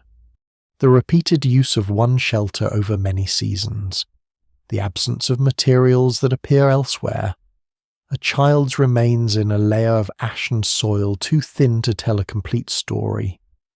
What the bones reveal is never enough to satisfy the imagination, but it is enough to challenge it. The first thing they reveal is that this tribe is real in the only sense prehistory allows, not as a named people from a surviving tradition, but as a pattern of lives lived under visible constraints. Their bodies carry the signatures of strain. Joints show wear that comes from repeated force, heavy movement, and a lifetime spent using the body as the primary instrument of survival. Muscle attachments are pronounced, fractures appear and, strikingly often, show signs of healing. Ribs knit back together.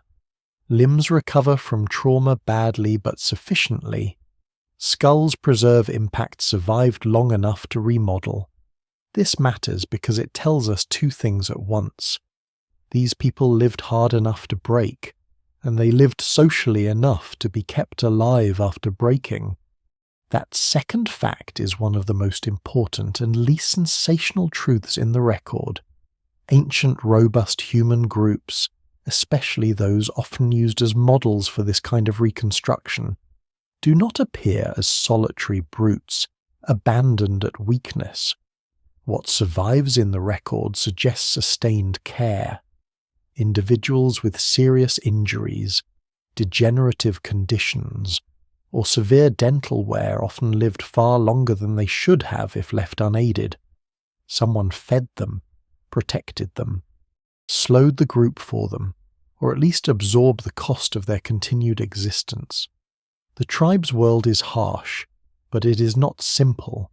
Strength is honored, yes, yet the skeletons show a society held together by mutual dependence as much as by toughness. That is one reason their eventual vulnerability is so poignant. They are not defeated because they lack humanity. They are deeply, recognizably human. The bones also reveal a body plan shaped by an older ecological logic. Compact trunks, broad chests, powerful upper bodies, thick limb bones, strong grips, and stress patterns consistent with close-range hunting or heavy physical labor all point toward adaptation to demanding conditions. Scholars still debate the exact balance between genetic inheritance, developmental environment, and behavior in producing some of these traits, but no single explanation fully accounts for the whole picture in isolation. What survives in the record suggests a population repeatedly selected for durability in cold, risky landscapes. These are bodies built to absorb shock, conserve heat, and turn muscle into survival. And yet a skeleton is never just a machine. It also records trade-offs. A body optimized for one set of pressures may carry hidden costs under another. Robustness is expensive. Heavy musculature and dense bone require energy to build and maintain. A compact, cold-adapted form may be highly effective in severe climates, but less advantageous as environments shift. Prey changes, or mobility demands alter. Archaeologists cannot read destiny straight off anatomy, but they can see specialization. And specialization, however impressive, always raises a difficult question: what happens when the world begins to reward something broader? The tools found with such bodies sharpen that question. Across many sites associated with archaic populations, archaeologists find remarkable continuity in certain stoneworking traditions. That continuity has often been oversimplified in public imagination as proof of stagnation. The reality is more careful and more interesting. Stable tool traditions can reflect long-tested efficiency. A flake system repeated for thousands of years may persist because it works extraordinarily well for specific tasks. Standardization can be a sign of mastery, not emptiness. But continuity becomes revealing when it persists alongside evidence that neighboring or later populations are diversifying more quickly. Then the same pattern starts to look less like timeless wisdom and more like narrowing flexibility. This is where the record becomes particularly haunting. In some regions and periods, one sees archaic groups maintaining a relatively focused technological repertoire, while other human populations expand into bone tools, blade technologies, composite weapons, broader material use, ornaments, pigments, and more varied site organization. The exact timing and significance of these differences remain debated. Archaeology is uneven, preservation is selective, and absence of evidence is never the same as evidence of absence. Still, what survives in the record suggests a contrast in pace and breadth. The tribe's toolkit remains competent, familiar, and proven. Others begin assembling worlds with more options. Animal bones found in the same layers add another dimension. They show what was hunted, how carcasses were processed, whether marrow was extracted intensively, whether hunting focused heavily on large game or widened into more varied resources. Cut marks, breakage patterns, burning, transport decisions, and prey choice all help reconstruct subsistence. Again, certainty is limited. One site can preserve a bad season, a special event, or only part of a broader annual cycle, but taken together. Many assemblages suggest that some archaic populations often depended strongly on large herbivores and high-return hunting, even if they were capable of more dietary flexibility than older stereotypes allowed. When those resources became less predictable, the risk profile of that strategy increased sharply. There are lesser-known details in these faunal remains that matter a great deal. Sometimes the butchery patterns suggest efficiency under stress, as if every useful tissue had become precious. Sometimes transport choices imply that people were operating at the edge of what they could carry home. Sometimes the age profiles of prey hint at opportunism rather than ideal selection. None of these clues proves collapse on its own, but they show how tightly the tribe's life is wound around the outcome of dangerous encounters. A broad-spectrum foraging economy leaves one kind of signature. A heavy dependence on high-cost hunting leaves another. The tribe's archaeological shadow often falls toward the latter. Shelter use tells its own story. Repeated occupations of caves, rock shelters, and favourable landscape bottlenecks suggest fidelity to known places. That loyalty makes sense. Good shelter in difficult country is invaluable. A cave with the right exposure, nearby water, access to migratory routes, and defensible space can anchor generations. But repeated return also hints at a world organized around stable local knowledge, rather than wide experimental ranging. What survives in the record suggests repeated habitation of certain sites over long spans, even as broader environmental conditions shifted around them. Whether this reflects strategic continuity, limited options, or deep cultural attachment is not always clear. Most likely it is some combination. The evidence remains incomplete, but the pattern fits the tribe we've been following, a people whose strength lies in knowing certain landscapes completely rather than many landscapes partially. Then there are the absences, which can be as revealing as the finds. Archaeologists are always wary of building stories out of what is missing because preservation is uneven and discovery is biased. Even so, when certain things repeatedly appear less often in one record than another, long-distance exchange materials, consistent symbolic objects, specialized lightweight hunting gear, wide diversity of site function, the silence becomes meaningful, not conclusive, but meaningful.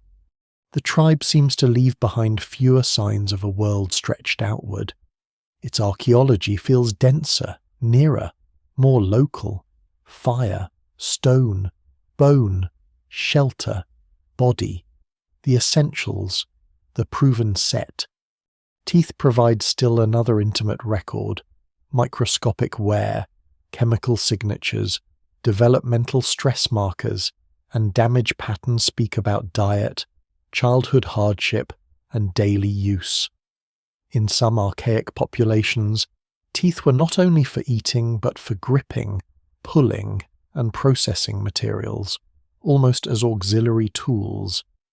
Heavy front tooth wear suggests lives in which the body itself carried much of the technological burden. Enamel defects can indicate physiological stress during development. Calculus and isotopic signals can hint at diet. None of these lines of evidence gives a full biography, but together they bring the tribe close in a way monumental archaeology never can. These were not abstract Ice Age survivors. They were children who experienced lean years, adults who used their mouths as working instruments, elders who wore themselves down staying useful. Ancient DNA, where preserved, adds another layer, though it must be handled carefully. Genetic evidence has transformed understanding of prehistoric humans, revealing interbreeding, small effective population sizes, regional isolation, and surprising complexity in relationships among groups. For a story like this, one of the most important findings is demographic fragility. Some archaic human populations appear to have been small, scattered, and vulnerable to local disappearance. That does not mean doomed. Small populations can survive for astonishing lengths of time, but it does mean less buffering against shocks. Lower population density reduces the spread and retention of innovation, narrows social networks, and makes every local failure matter more. What survives in the genetic record suggests that the tribe's world was not only harsh in climate and hunting, it was thin in numbers. That thinness helps explain the archaeological pattern without reducing it to a single cause. A small, regionally isolated population may maintain old tools not because it lacks intelligence, but because there are fewer people to invent, transmit, refine, and preserve alternatives. It may show less symbolic diversification not because symbolism is absent, but because sparse populations do not sustain stylistic complexity in the same way larger networks do. It may return to the same sites because mobility into unknown ground carries higher risk when alliances are limited. Bones, tools, genes, and landscapes all converge on the same possibility.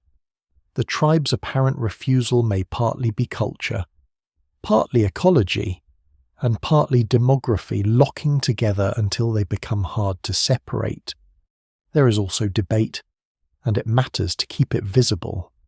Scholars disagree over how sharp the contrast really was between archaic populations and incoming or expanding modern humans in cognition, symbolism, and innovation.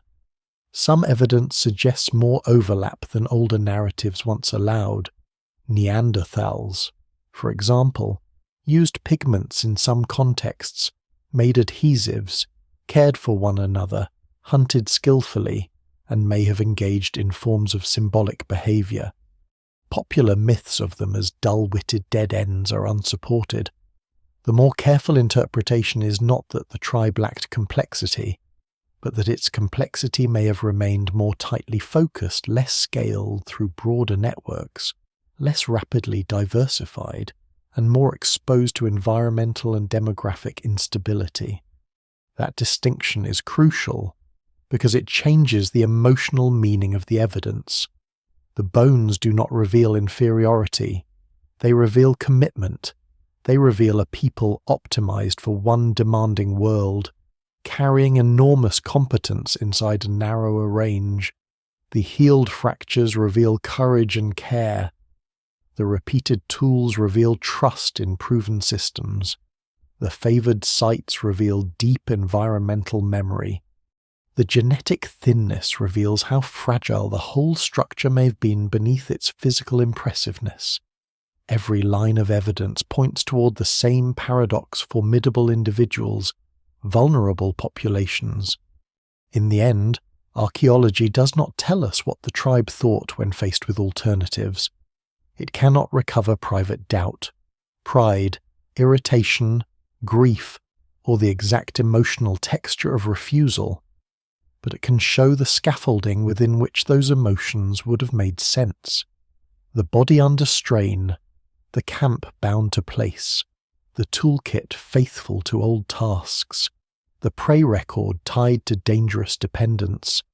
the small population exposed to every loss, the care extended to the injured, the slow persistence of a human world that worked powerfully until the margins around it narrowed too far.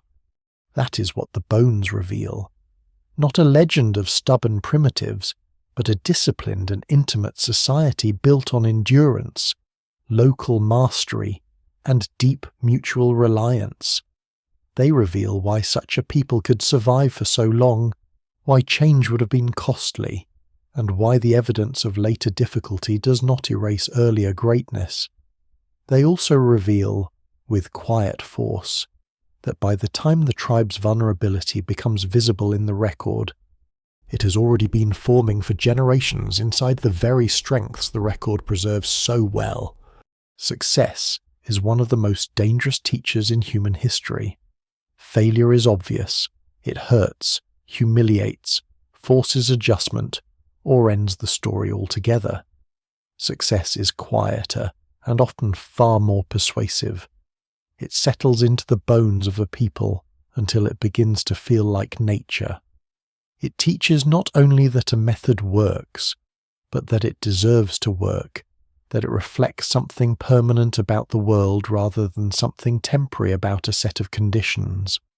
By the time the tribe reaches this stage of its long life, that is exactly the trap closing around it. The old way has protected them so many times that it no longer appears to them as one strategy among many. It appears as reality itself. That is why the tribe's mindset is not trapped by ignorance. It is trapped by proven competence. Its people are not wandering blindly into danger. They are moving with the confidence of those who have already survived dangers that should have erased them. Their bodies, their camps, their tools, and their habits all testify to past victories. They know where to shelter. They know how to close with prey. They know how to ration effort in the cold. They know how to preserve life inside a small, overburdened social circle. They know how to endure pain without losing function. From within the tribe, these are not partial truths. They are the central truths of existence, earned through generations of hard confirmation. This is what makes the trap so complete. When a strategy has been rewarded over thousands of years, it stops feeling contingent. The tribe does not say to itself that its customs were shaped by a particular Ice Age ecology, a specific prey base, a certain demographic structure, and a range of climatic rhythms that happen to favor intense local specialization. The tribe simply experiences its world as a world in which proper humans live this way. The difference may seem subtle, but it is enormous. A contingent strategy can be revised. An identity rooted in necessity is far harder to loosen, because changing it feels like abandoning the truth rather than updating a method. The record of human societies, ancient and modern, is full of this pattern. A community survives one set of pressures so effectively that it cannot imagine those same adaptations becoming liabilities later. A military system wins so often that it dismisses new forms of warfare. An economy thrives in one environment and collapses when trade routes or climate shift. An empire mistakes temporary advantage for permanent order. The tribe is experiencing the prehistoric version of the same mistake, only at a scale intimate enough to be carried in the body. Their past success has narrowed what they can recognize as success in the future. This narrowing appears most clearly in how the tribe interprets new problems. When hunting becomes less predictable, the old mindset does not immediately suggest widening the diet, rethinking mobility, strengthening wider alliances, or redistributing labor in new ways. It first asks how the familiar method can be applied more intensely. Can the strongest hunters push harder? Can old routes be tried again at a different moment? Can known shelters still support the old seasonal rhythm? Can endurance make up the difference?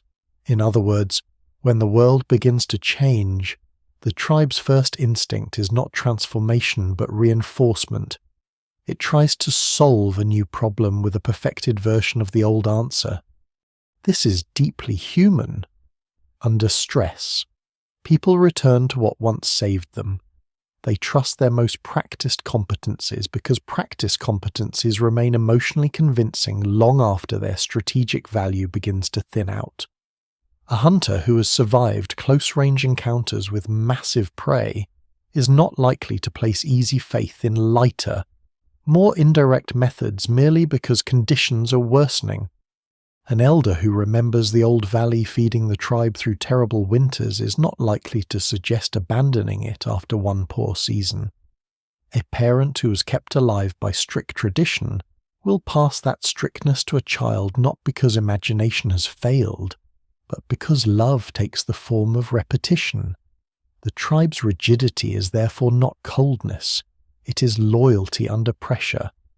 But loyalty can become a closed circuit. Each sign of instability drives the people deeper into the values that instability is making less effective. A difficult season increases admiration for toughness.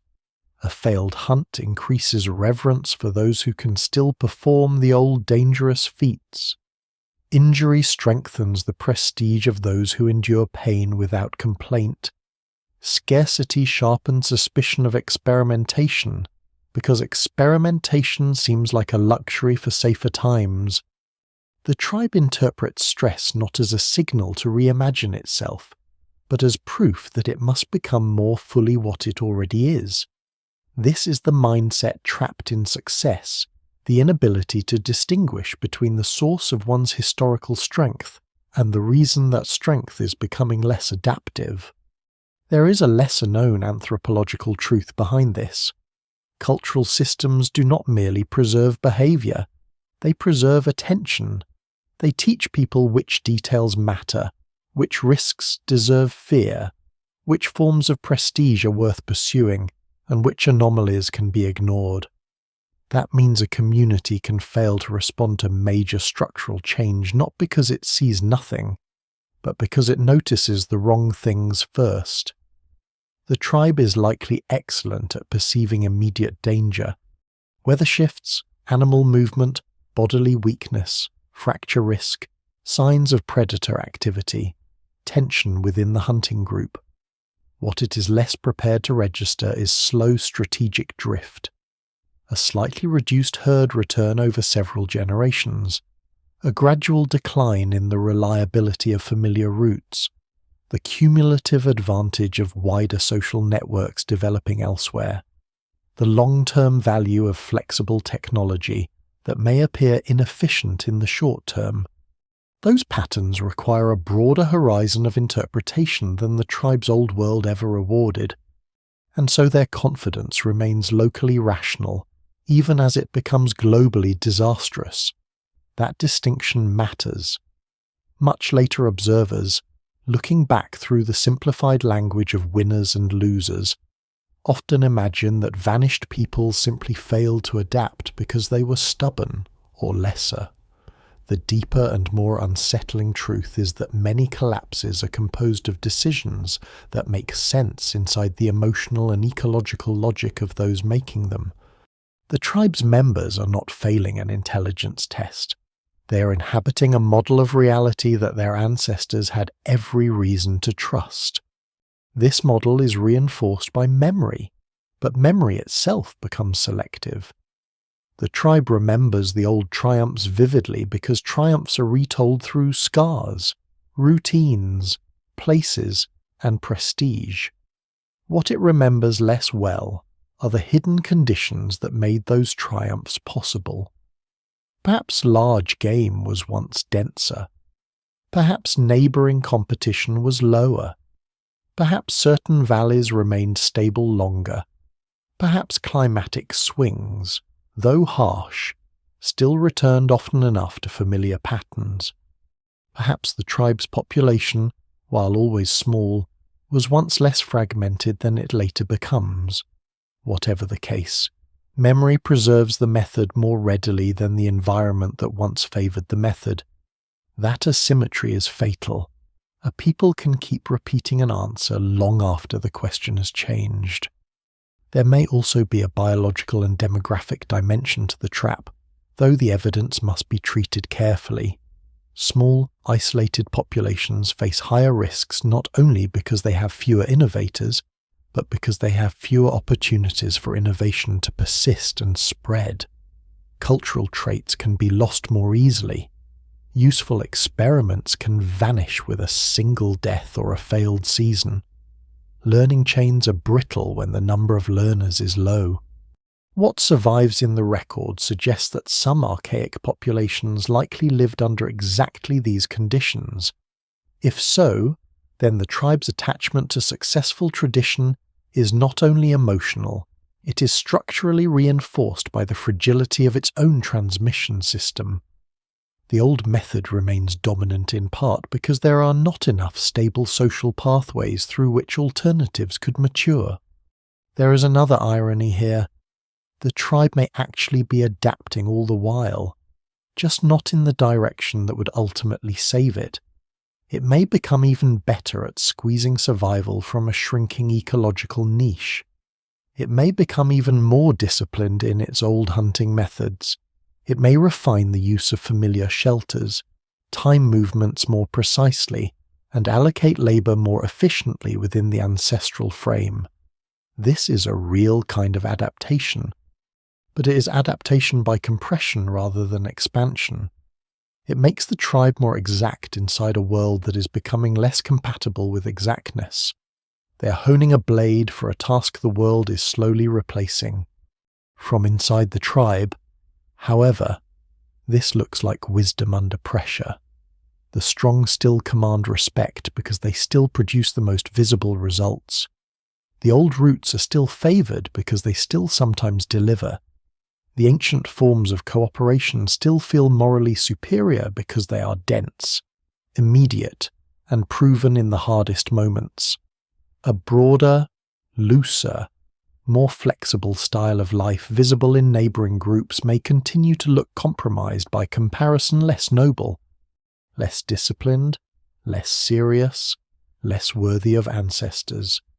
The tribe cannot yet see that these other groups are not necessarily stronger individuals, they are stronger systems. That distinction between individual and system may be the key to the whole mystery.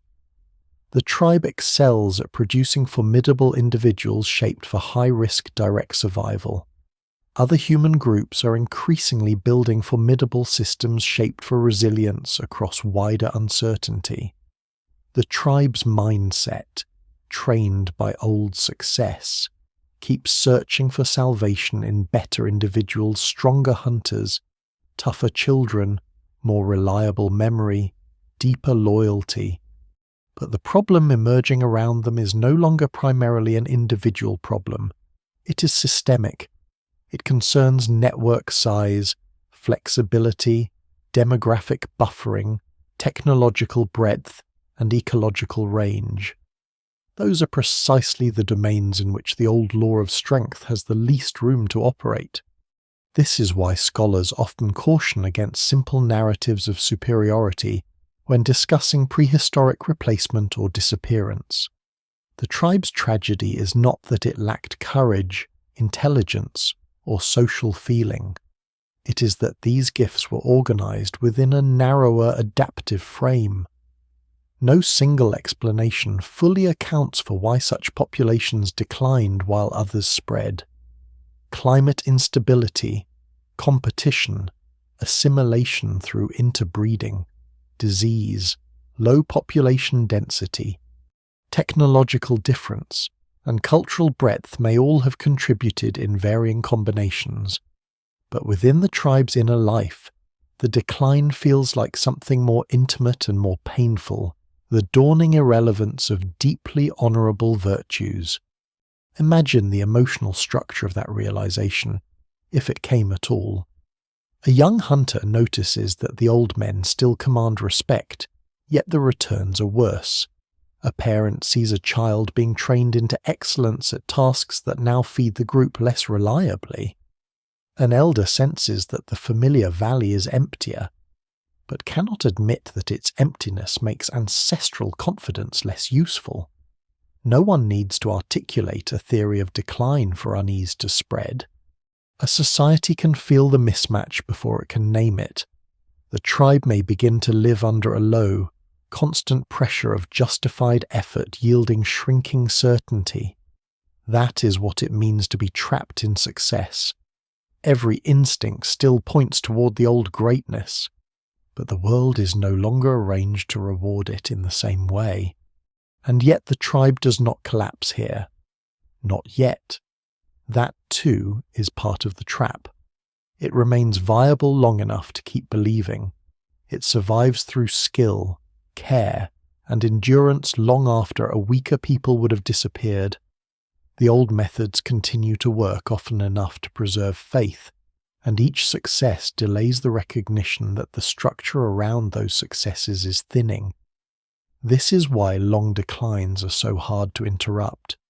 They are stitched together from partial survivals. So the tribe holds tighter. It raises children more firmly into discipline. It honors toughness more intensely. It leans harder on memory, on place, on the compact social world that has always made life possible. The mindset closed around them is not stupidity. It is a magnificent overlearning of one chapter of human survival. Their greatest gift has become their narrowest horizon. And beyond that horizon, climate, competition, mobility, and human possibility are still changing. The world will not meet the tribe on ancestral terms forever. What once looked like realism will soon begin to look like enclosure. The old answer, repeated with ever greater conviction, is slowly becoming the wrong answer given with perfect sincerity. The change does not arrive as a single season of disaster. That would be easier to understand, easier to narrate, and in some ways easier to survive. A sudden catastrophe at least has the honesty of spectacle. It announces itself. It leaves a crater, a layer of ash, a valley of corpses, a memory sharp enough to force immediate adjustment. What closes around the tribe instead is more patient. The climate turns not like a slammed door, but like a lock being worked one hidden click at a time. Each shift on its own may seem survivable. Together they begin to dismantle the old world with terrifying precision. The first signs are easy to misread. Herds appear later than expected, or pass through faster, or split in unusual ways. Rivers that once froze thick enough to cross safely become less predictable, treacherous in thaw and refreeze. Familiar open ground grows patchier as vegetation changes. Elsewhere, colder pulses return with enough force to strip new growth and narrow already fragile food webs. In some regions, moisture patterns alter. In others, wind intensifies exposure in ways that make movement more expensive. The late Pleistocene world is full of abrupt fluctuations nested within longer trends, and scholars still debate how different populations experience particular episodes locally. But what survives in paleoenvironmental evidence suggests a recurring truth. The climates archaic humans endured were not simply cold. They were unstable. Instability is the real enemy of specialization. A people adapted to consistent harshness can survive astonishing things. A people adapted to one repeating ecological rhythm can remain formidable across immense stretches of time. But when conditions begin oscillating too quickly, too unevenly, or too locally for inherited knowledge to reliably smooth them out, the advantages of deep specialization start to fray. That is the trap now tightening around the tribe. Its old skills are not becoming useless in any absolute sense. They are becoming less efficient. The environment no longer presents the same problems in the same sequence. And the tribe's ancestral package was designed above all to answer a known pattern of difficulty. Large game feels this first. And because the tribe depends so heavily on large game, Every ecological ripple reaches human life through the bodies of animals. Grazing patterns shift with changing plant communities. Migration corridors become less dependable when water and forage fluctuate. Some species retreat, others fragment, others move through. At times the tribe is slower to anticipate. Even small changes in prey density can have outsized effects on hunters who rely on high risk. High return encounters. A broad-spectrum foraging population can absorb disappointment by widening effort across many food sources. The tribe's older system cannot do that so easily. It is built to win decisively against large opportunities, not to stitch survival out of many minor ones. So each climatic shift does more than reduce food. It introduces uncertainty into the tribe's entire logic of labor. A long-distance movement toward a familiar hunting ground may now fail often enough to waste precious energy. A dangerous pursuit that once justified its risks may yield too little or yield nothing. The strongest adults become more exhausted without appearing less committed, and that is one of the cruelest stages of decline. Effort intensifies before confidence breaks. The tribe does not immediately become weaker in spirit. It becomes more strained in practice. More distance is walked for less return. More chances are taken because the old thresholds of necessity no longer produce the old rewards. The climate also turns against them through shelter. A cave that once sat near stable routes may become less useful if prey avoids the region, or if weather patterns make access harder. A river crossing that used to anchor seasonal movement may become unreliable. Open camps become more exposed when wind patterns shift, or less strategic when animal paths drift elsewhere. Because the tribe is so strongly attached to known places, environmental instability attacks not only subsistence but orientation. Their world is mapped emotionally as much as physically.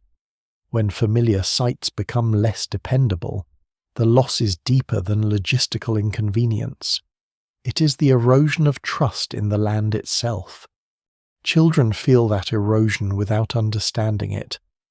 The adults return tired in a different way. Their patience shortens. Portions are watched more carefully. There is more movement between shelters, or more debate in silence before movement begins. In small populations, stress travels quickly through ordinary life. A missed migration or a failed cluster of hunts does not remain an economic event.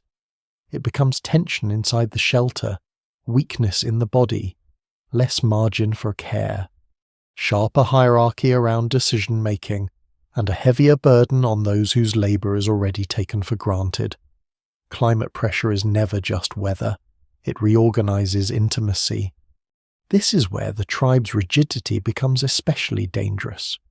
A flexible population under climatic stress may diversify food strategies, broaden mobility, reorganize social ties, and reduce dependence on any one habitat or prey type. The tribe instead tries to preserve coherence by doubling down on known excellence. The strongest hunters are leaned on harder. Traditional routes are repeated with greater determination. The old places are returned to because abandoning them feels like surrender to chaos. Scholars still debate exactly how quickly and how unevenly climate contributed to the disappearance of particular archaic populations. But few now doubt that environmental volatility played a major role in making specialized lifeways more precarious. No single explanation fully accounts for decline. Climate alone does not erase a people. Yet climate can expose every other weakness at once. Demography magnifies the pressure. A larger, more connected population can lose one local group, one valley, one bad season, and still regenerate elsewhere. The tribe cannot. It lives too near the edge of replacement. One harsh winter after several poor hunts may kill not only the vulnerable, but the socially essential. One injury to a prime adult during a failed chase can echo through months of reduced capacity. One child lost in a season of movement is not just a grief but a demographic wound. One mated pair failing to produce surviving offspring in a small band matters more than outsiders might imagine. What climate removes, thin populations cannot easily restore. There may also be a brutal mismatch between bodily design and environmental change. Robust, cold-adapted physiques that once conserved heat and tolerated close-range hunting demands remain impressive, but they are metabolically expensive. In times of nutritional instability, expensive bodies are harder to sustain. This does not mean the tribe's people suddenly become physically unfit for their world. It means the margin between bodily cost and caloric return narrows. A body built for abundance within a cold hunter's economy suffers differently when that economy becomes less reliable. The evidence remains incomplete, but what survives in anatomical and isotopic interpretation suggests that energetic demands mattered, especially when combined with ecological instability and shrinking prey returns. The tribe does not think in such terms. It thinks in hunger, delay, injury, and effort. Yet the outcome is the same. Climate turns against them not because snow falls or grass fails in one dramatic instant, but because the old balance between body, prey, place, and season is progressively destabilized. Every pillar of the ancestral world becomes a little less trustworthy. The hunt is less certain. The journey is less rewarded. The shelter is less well positioned. The children are harder to nourish. The elders' remembered timings fit less cleanly. And because the tribe has built identity around fidelity to that balance, every adaptation away from it feels emotionally costly, just as it becomes materially necessary. There is a profound sadness in this stage because the tribe is still doing almost everything right according to the logic that built it. The hunters remain brave, the elders remain knowledgeable, the caregivers remain disciplined, the children are still taught caution and endurance. Nothing about their moral world has visibly collapsed. The problem is that morality cannot force herds back into old corridors or stabilize regional climate oscillations. A people can be honorable and still be ecologically cornered. At times the climate may even seem to relent, and those relents may be as dangerous as the harsher episodes. A brief improvement can restore confidence in old patterns just long enough to prevent deeper transformation. A few better hunting seasons can validate the decision to stay loyal to ancestral roots. A temporary recovery in local prey can make wider adaptations seem unnecessary or premature. This is one reason long environmental decline can be so deceptive. It does not move in a straight line, it pulses. Those pulses invite hope, and hope tied to the old system can delay difficult change precisely when change is most needed. Meanwhile, neighbouring populations organised around broader social networks and more varied subsistence can ride out the same instability with less damage, not because they are immune, but because their survival is distributed across more options. The tribe sees only part of this. It notices competition, unfamiliar traces, perhaps shrinking access to places once used with confidence. It may not fully perceive that climate is punishing them more severely than others, because the others have already diversified the terms on which they meet it. To the tribe, the world just seems harder, more crowded, more unreliable. From a wider view, that is true, but it is harder in exactly the ways that expose specialization. One of the lesser-known details from paleoclimate research is how abrupt some late Ice Age shifts could be on human timescales. Temperature, moisture, and ecological communities could reorganize not merely over vast geological ages, but sometimes across spans that would have touched the memory of a few generations. Even if the tribe could not articulate regional climate theory, they would have lived the consequences. Grandparents' recollections of where animals once moved might no longer hold. Shelters favoured by one generation might frustrate the next. Such mismatches corrode more than planning. They corrode confidence in inheritance, and for a people whose deepest faith is in inherited proof, that is a devastating blow. Still, the tribe resists drawing the obvious conclusion. The old world has not vanished all at once, so it keeps behaving as though the old equilibrium can still be recovered by enough endurance, enough correct timing, enough courage. This is the emotional heart of the section climate is not only starving them, it is humiliating their certainty. It is revealing, piece by piece, that nature no longer respects the exact grammar of survival they had mastered. Yet because that grammar is bound up with dignity, the tribe cannot easily abandon it without feeling that it has abandoned itself. And so the climate keeps turning. Herds thin or reroute, plant communities shift, shelter loses advantage, water patterns change, cold returns where warmth had briefly widened possibility, or warmth destabilizes routes the cold had once made legible. The tribe survives each blow separately, often impressively, but survival now consumes more of what little reserve it has. There are fewer easy recoveries, fewer generous seasons, fewer chances to absorb losses without narrowing further. Specialization, once an engine of greatness, becomes a corridor with walls drawing inward. That is what it means for climate to turn against them. Not a punishment from the sky, not an apocalyptic moment, but a sequence of environmental rearrangements that steadily detach ancestral excellence from present reward. The tribe keeps doing what built it because that is what built it.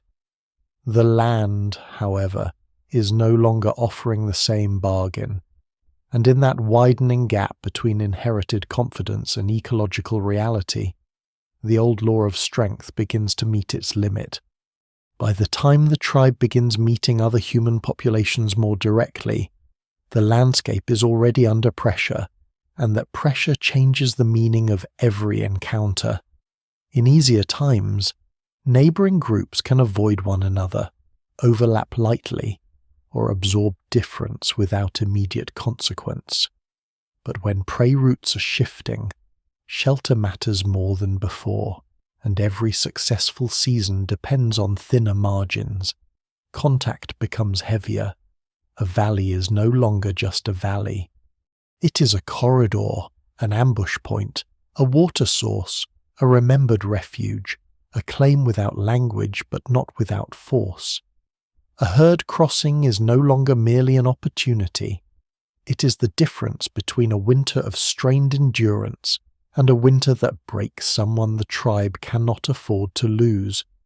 Under those conditions, comparison becomes sharper and coexistence becomes harder. The evidence for contact between archaic human populations and more behaviourally flexible groups is one of the most fascinating and contested parts of prehistory. There is no doubt now that different human kinds overlapped in time and place in multiple regions, and genetic evidence confirms that at least some of these encounters led to interbreeding. What remains debated is the scale and tone of everyday interaction. Were meetings usually rare and cautious, with whole bands skirting one another at the edges of known territory? Were some violent, some indifferent, some intimate? Did groups exchange techniques, materials, or mates more often than the archaeological record can easily show?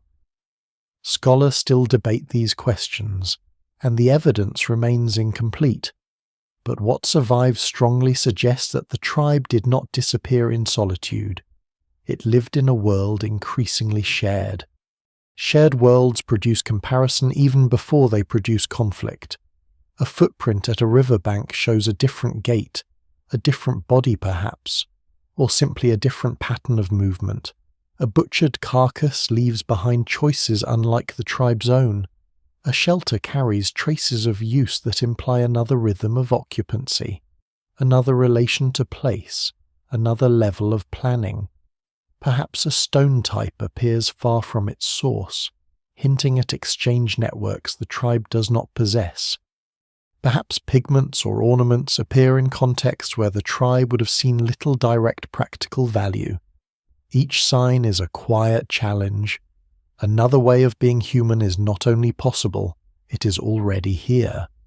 To the tribe, this may feel less like revelation than irritation. The others move differently through the world. They seem, at least from the tribe's perspective, less concentrated, less severe, less bound to the old discipline of close danger. Their tools may appear more varied, but also, to suspicious eyes, more complicated than necessary. Their camps may suggest wider ties, but also greater dependence on people beyond the immediate group. Their symbols, if visible, may seem like decorative excess beside the tribe's dense realism. It is easy to imagine the tribe interpreting flexibility as softness, especially because the old culture still ranks visible endurance above almost every other human trait. And yet comparison keeps undermining certainty. The others are there. They persist. In some places they spread. They occupy ecologies differently, return in greater numbers, or leave traces that imply broader movement and more resilient social systems.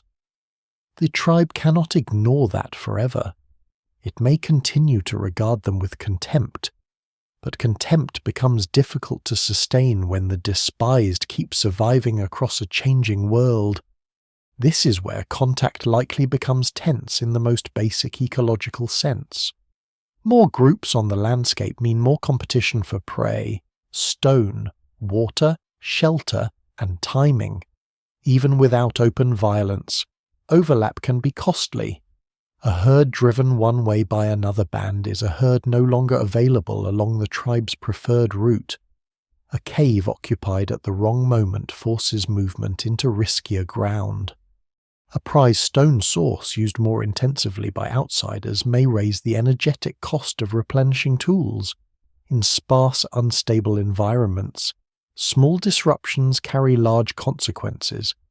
Conflict does not need to be constant to matter. It only needs to arrive often enough to thin margins already narrowed by climate and demography.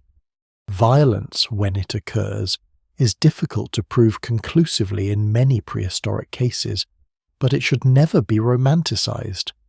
A clash between small human bands is not a neat battle. It is sudden injury, fear, scattering, perhaps the loss of one or two adults whose absence then reshapes the internal life of the survivors for years. The tribe, built around bodily courage and close cooperation, may in some situations be terrifying at close quarters. Their physical robustness and experience with dangerous proximity do not vanish merely because the wider strategic balance is shifting. In a direct confrontation, they may still be formidable. This matters because decline is rarely a matter of immediate helplessness. The tribe may continue to win certain kinds of encounters, even while losing the larger contest of resilience. But the larger contest is exactly where comparison becomes fatal. Other groups seem able to absorb loss differently. They're not necessarily stronger face to face. They may not even appear more disciplined in the tribe's traditional sense.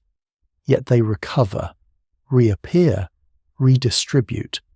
Their social worlds seem less local. Their tools imply more options.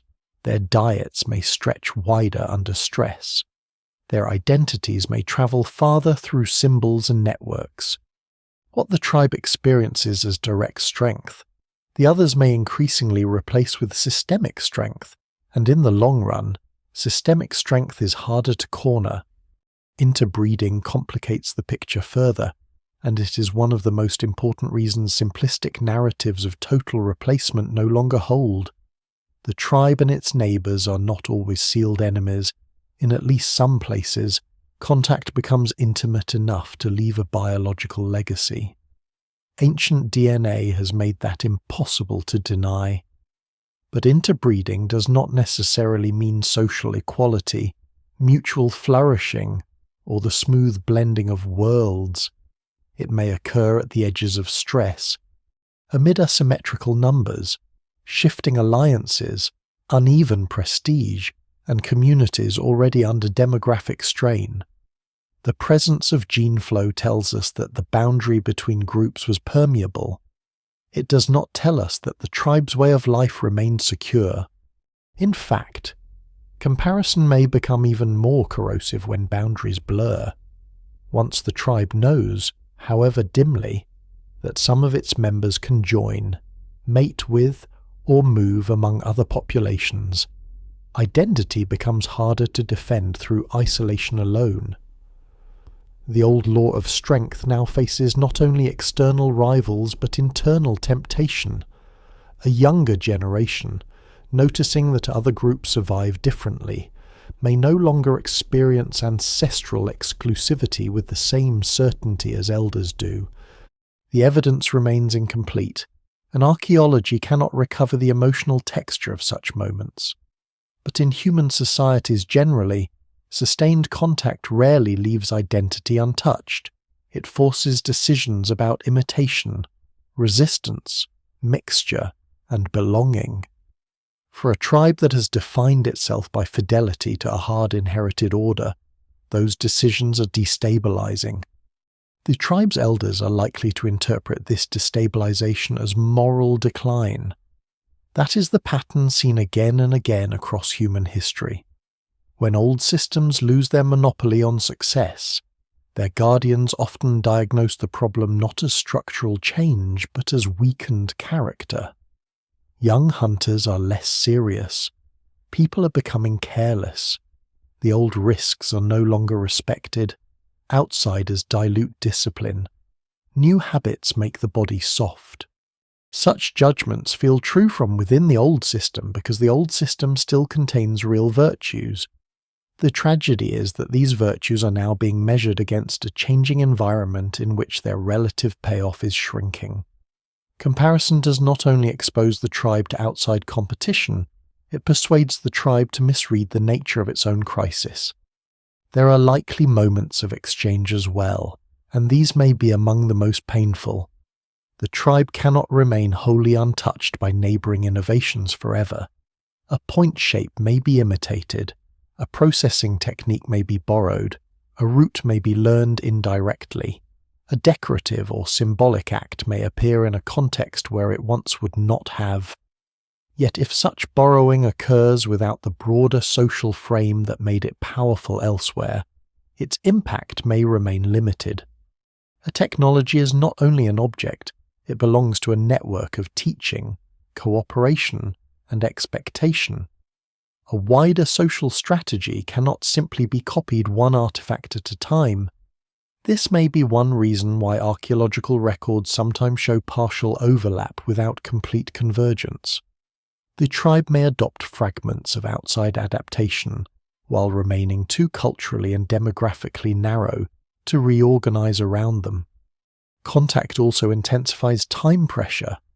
When the tribe was merely confronting climate, it could imagine that old conditions might return and restore the ancestral balance.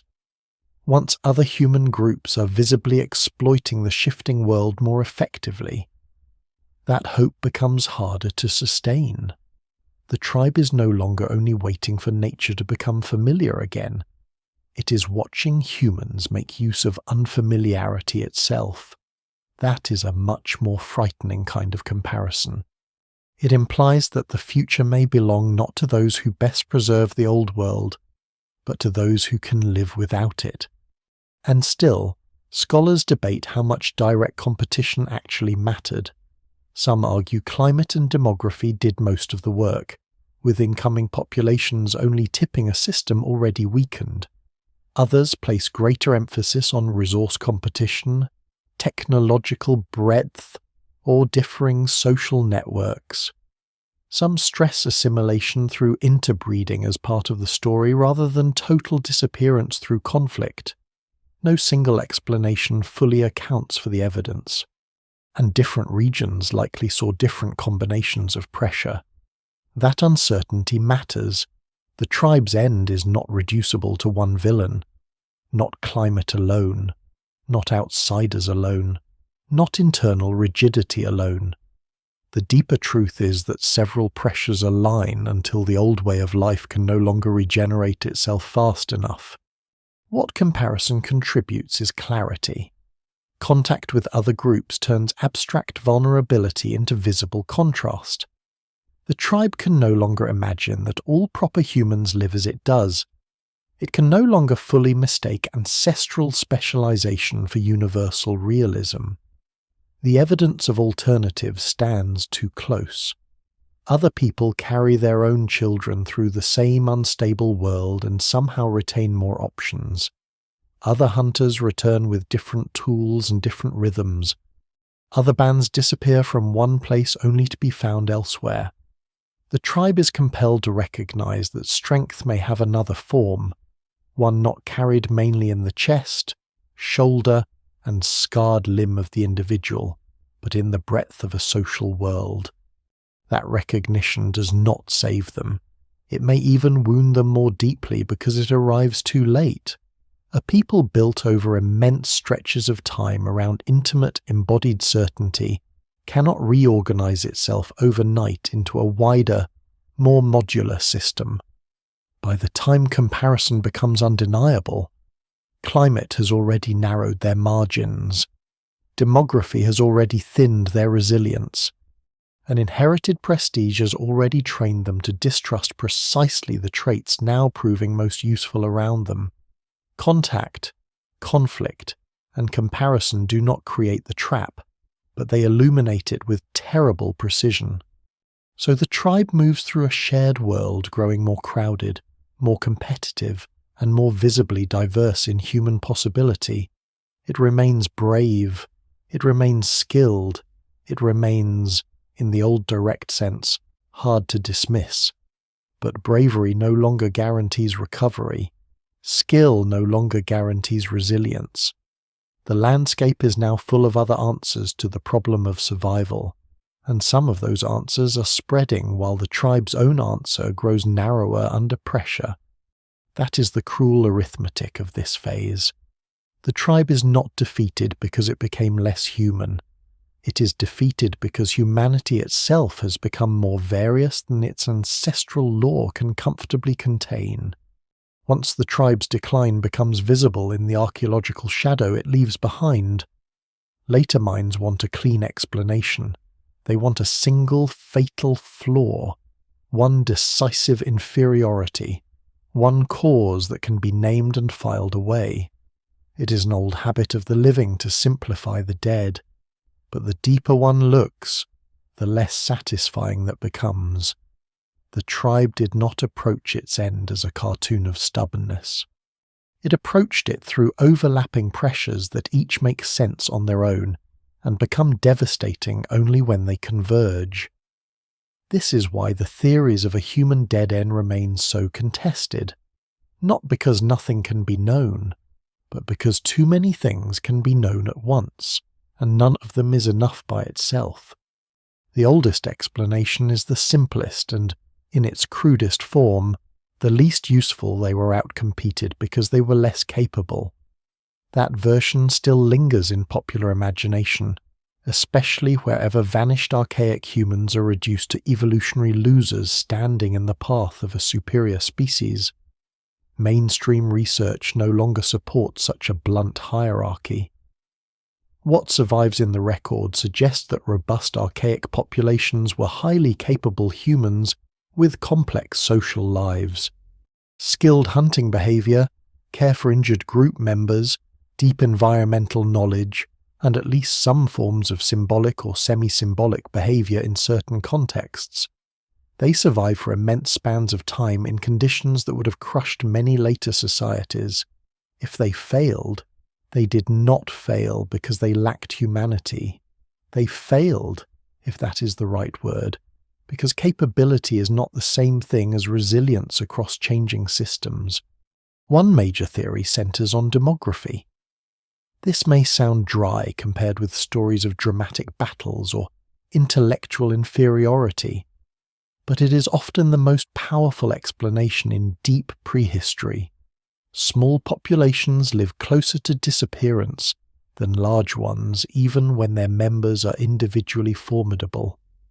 Low numbers mean fewer potential mates, greater vulnerability to local accidents, less buffering against disease or seasonal crashes, and a thinner chain for transmitting and preserving useful innovations.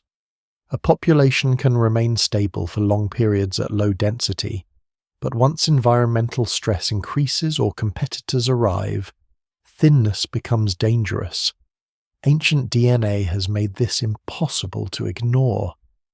Many archaic human groups appear to have had relatively small effective population sizes and, in some regions, long periods of isolation. What survives in the genetic record suggests that their world was demographically fragile even before other pressures intensified. That fragility helps explain why cultural conservatism may have persisted without invoking any simple cognitive deficit. Larger, more connected populations are better at generating and retaining novelty. If one group forgets a technique, another may preserve it. If one innovator dies, others can continue the chain. If one valley fails, people may reconnect through wider social webs. In a small, scattered population, useful variation is easier to lose. A promising experiment can vanish with one bad season or one dead teacher, so the tribe's old fidelity to proven methods may partly reflect not merely preference, but the mathematics of sparse social worlds. Scholars still debate how much population size alone explains cultural difference, but no single explanation fully accounts for the evidence without considering demography. Another major theory emphasizes climate, and this one has substantial force. The late Pleistocene was not a gently changing stage, it was a sequence of fluctuations, abrupt regional shifts, ecological reorganizations, and unstable corridors of opportunity. For a population highly specialized around certain prey, certain body types, and certain local habitat logics, this kind of volatility could be punishing. Climate does not erase people directly like a weapon. It alters the food web beneath them, the timing of movement, the reliability of shelter, the productivity of familiar ranges. It changes the meaning of inherited knowledge. What survives in paleo-environmental data suggests that many of the periods associated with archaic human decline were marked by substantial instability. Still, climate alone rarely explains everything. Human groups often endure extraordinary environmental swings when other supports remain intact. Climate becomes most lethal when it exposes weakness already present in demography, social range, or behavioral flexibility. This is why many researchers turn to a combined climate and competition model. In this view, the tribe is not simply defeated by harsher weather or simply replaced by outsiders. It is squeezed. Environmental volatility narrows the value of deep specialization at the same time that more behaviorally flexible human populations spread into overlapping territory. Those populations may not have been better at every task. They may have been physically less robust in some direct sense, but they often appear to have carried broader social networks, more diverse toolkits, wider diets, and a greater capacity to redistribute risk across distance. Under stable conditions, the tribe might have continued surviving beside them indefinitely in some regions. Under instability, the broader system begins to win, not always quickly, not cleanly, but cumulatively. Then there is the theory of cultural rigidity, the one that most closely fits the emotional arc of this story.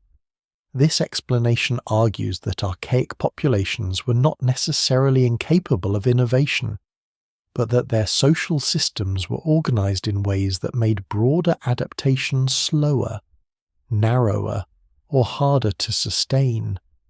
Perhaps prestige remained tied too strongly to direct physical performance. Perhaps old technologies and hunting strategies were too deeply embedded in identity. Perhaps local mastery was valued more highly than distant networking. Perhaps forms of symbolic coordination that help large groups maintain broader alliances were less developed or less scaled. The evidence here is suggestive but difficult. Archaeology does not preserve ideology neatly. It preserves behavior filtered through materials. So scholars still debate how much rigidity is visible and how much is inferred. Yet what survives in the record does suggest a narrower adaptive package in some archaic populations compared with later expanding groups. Even so, cultural rigidity on its own can become a misleading phrase. It risks blaming a people for not instantly becoming suited to a world they did not choose. The tribe's conservatism was not mere stubbornness. It was the disciplined inheritance of methods that had worked for longer than many later civilizations would exist. To condemn such conservatism without context is to forget that flexibility itself has costs. New tools fail, new routes kill. Broader alliances dilute trust as often as they increase resilience. A small group under strain has good reason to prize proven practice. So the better question is not why the tribe was rigid, but why rigidity became more expensive than before. The answer lies in the convergence of wider forces around it. Another theory, sometimes overstated but still important, concerns assimilation rather than extinction in the pure sense. Genetic evidence shows that archaic and incoming human groups interbred in multiple cases. This means the tribe's story may not end only in disappearance. Some of its people may have been absorbed, their descendants carried forward biologically even as their old cultural form dissolved. This is a profoundly important correction to older replacement models. Human prehistory is not always a sequence of total erasures. It is also a sequence of mergings, partial survivals, and identities that vanish while genes continue. But assimilation is not a simple rescue. A people can leave descendants and still lose its language, life ways, rituals, social structure, and self-understanding. From the tribe's perspective, if it could have one, absorption into larger and more flexible populations might still feel like an ending. Disease is sometimes proposed as well, especially when modern minds reach for analogies from later contact events. It is possible that pathogens played some role in interactions between populations, particularly where immunity histories differed. But the evidence for disease as a primary driver in deep prehistory remains limited compared with climate, demography, and competition. It is one of those theories that should be kept on the table without being allowed to dominate the story. The evidence remains incomplete, and no single explanation fully accounts for the tribe's decline through disease alone. There are also more speculative explanations around cognition, language range, symbolic complexity, or social learning differences. Some researchers have suggested that even slight differences in working memory, teaching structures, coalition size, or symbolic density could have cascading effects over generations. A population that shares information more effectively across wider networks may accumulate adaptive advantages almost invisibly at first, then decisively. Yet this territory is difficult and easy to misuse. The record does not support crude claims that the tribe lacked intelligence or meaningful culture. More careful interpretations instead ask whether its cognitive and social strengths were differently organized, more focused on immediate embodied expertise. less on large-scale externalization of memory and alliance. That is plausible, but it remains an area where inference must be separated clearly from certainty. What makes all of these theories compelling is that they are not rivals so much as layers. Demography explains fragility, climate explains rising pressure, competition explains why pressure mattered unevenly across populations. Cultural rigidity explains why response may have remained narrow. Assimilation explains why disappearance was not necessarily total annihilation. Cognitive and symbolic differences, where they existed, may explain why broader systems scaled more successfully elsewhere. The tribe's so-called dead end is therefore not a wall but a narrowing passage. Each force closes it a little more. There is a lesser known but crucial insight here. In evolutionary and historical terms, a dead end is often visible only in retrospect. While a population is living through its final millennia, it does not know they are final. It is still solving immediate problems. It is still raising children, revising small habits, shifting camps, mourning losses, borrowing selectively, enduring another season. That matters because it keeps us from imagining the tribe as a failed experiment frozen in tragic dignity. It was a living people, improvising within limits, probably adapting in many minor ways that simply did not add up fast enough or broadly enough to reverse the larger direction of change. This is why the phrase "refuse to evolve further" is both powerful and misleading. It captures something emotionally true about the tribe's attachment to its older strengths, but biologically and anthropologically it oversimplifies. Evolution never stops while life continues. Change in bodies, genes, behaviors, and social forms is constant. What the tribe may have refused was not evolution itself, but a reorganization of values. It may have resisted surrendering a model of human worth rooted in direct strength, continuity, and local mastery. It may have remained committed to a narrow excellence even as history rewarded broader resilience. That is a much subtler and more tragic kind of refusal. Scholars still debate the relative weight of all these explanations because the evidence comes in different forms and at different resolutions. Climate curves are not bones. Genes are not ideology. Tools are not private thoughts. Site distributions are not complete population maps. Every line of evidence clarifies part of the story and blurs another part. But the convergence is strong enough to say this much with confidence. The tribe's end was not the result of one missing trait or one fatal mistake. It emerged from the collision between a brilliantly specialized human way of life and a world becoming less hospitable to specialization. That is the real lesson of the competing theories. No single one fully explains the tribe because the tribe was not simple. It was strong enough to survive for ages, caring enough to preserve the injured, disciplined enough to refine its methods across generations, and human enough to meet the future with a mixture of loyalty, fear, pride, and partial adaptation. Its dead end was not a cliff. It was a narrowing of possibilities so gradual and so justified from within that by the time it could be recognized clearly, the room to widen those possibilities again had mostly gone.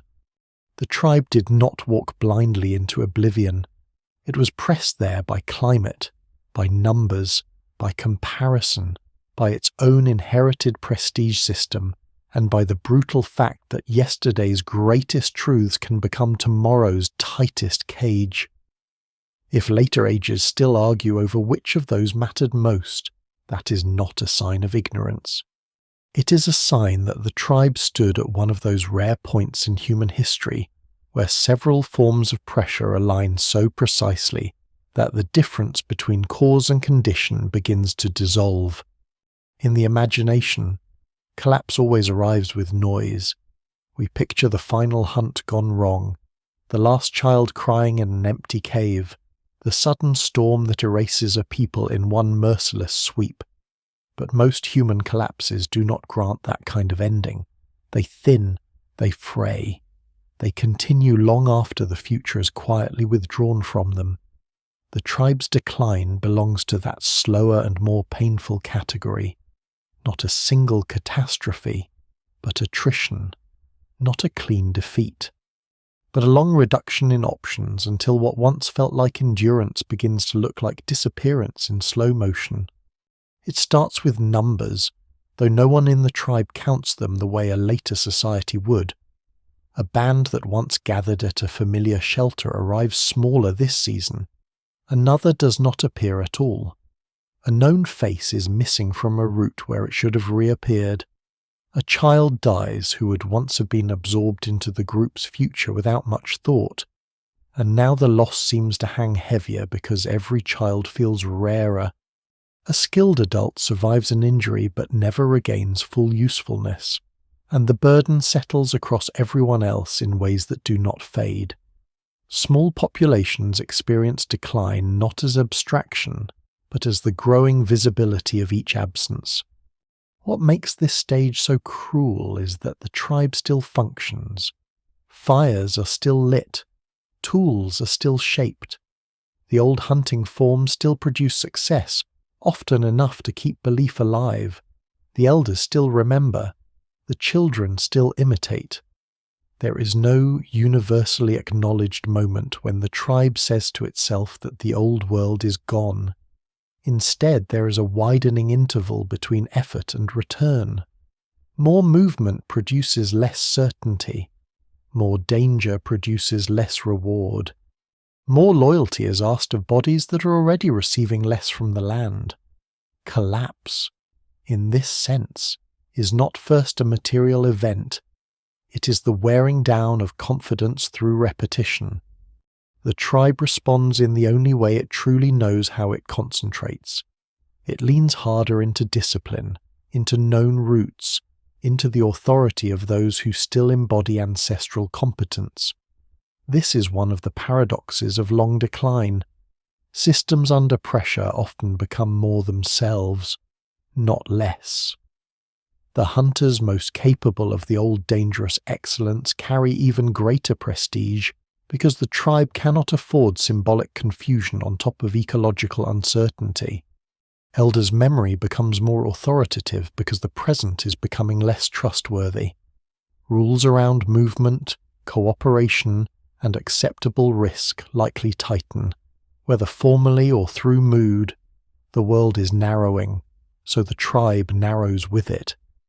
That narrowing may preserve them for a while. There are periods in human history when tightening discipline extends survival and deserves respect for doing so. The tribe may extract several more generations from a strategy that, to outsiders, already looks doomed. It may still produce brilliant hunts, deep acts of care, remarkable endurance in impossible seasons. This matters because decline is not failure in every moment. It is often the prolonged coexistence of local excellence with overall contraction. The tribe is still capable of greatness right up near the end. It simply cannot turn greatness in one old register into regeneration across the whole system. Movement across the landscape becomes more uneven. Some old shelters are abandoned not with ceremony, but because returning to them no longer pays. Others are reused more intensely because they remain among the few places where the old methods still partly work. Territory may shrink in practice even if the tribe imagines itself returning, one day, to a wider rhythm. This is one of the subtle signs of collapse archaeologists often reconstruct from site patterns, fewer occupations here. Thinner evidence there, repeated fall back to a smaller core. What survives in the record suggests that some late archaic populations may indeed have become regionally fragmented, holding on in pockets rather than across broad continuous ranges. Fragmentation is deadly because it turns a thin population thinner still. And when populations fragment, culture fragments with them. The tribe has always depended on intimate transmission hand to hand, body to body, season to season. But now every lost adult teacher matters more. A tool form once maintained by many practitioners may survive only imperfectly in fewer hands. A route remembered by several elders may vanish if the wrong 2 or 3 die close together. A hunting coordination that required a certain critical mass of skilled adults may become less reliable when youth must be pushed too quickly into roles they are not fully ready to fill. Scholars still debate how much cultural complexity and technical continuity can be sustained in very small populations. But what survives in the comparative record suggests a hard truth below certain thresholds. Both biological and cultural recovery become markedly harder. The tribe may also begin absorbing people into other human populations more frequently during this phase, whether by choice, necessity, or the blurred pressures of coexistence. A young woman disappears into another band through mating ties. An injured adult falls behind and is found or taken in elsewhere. A mixed child grows up in a world where the tribe's older rules no longer hold the same monopoly. None of this would necessarily register as surrender in the immediate sense. It would simply be part of surviving at the edge of thinning worlds. Yet each such movement drains continuity from the tribe as a distinct cultural form, even if it preserves biological descent. This is why collapse in human history so often leaves ambiguous heirs. The people do not entirely vanish. Their way of being a people does. Inside the shelter, the emotional weather darkens before the final numbers do. There is more caution around portions, more tension around decisions, more force in the elders' insistence that the old methods still define worth. Young adults may feel this pressure most sharply. They're asked to restore what they did not lose. They're expected to embody ancestral strength under conditions that no longer reward it as richly. They may push themselves harder, not because they believe less, but because they believe enough to feel shame when the old excellence no longer produces the old results. This is one of the hidden cruelties of civilizational and pre-civilizational decline alike. The last generations are often judged by standards formed under better conditions. Children bear the collapse in quieter ways. Fewer survive. Some survive leaner. Some are trained into greater hardness earlier because there is no surplus to protect them for long. The tribe's care does not disappear, but care under attrition becomes more strained, less buffered, more dependent on exhausted adults whose own bodies are carrying unresolved hunger and grief. The evidence remains incomplete, as it must.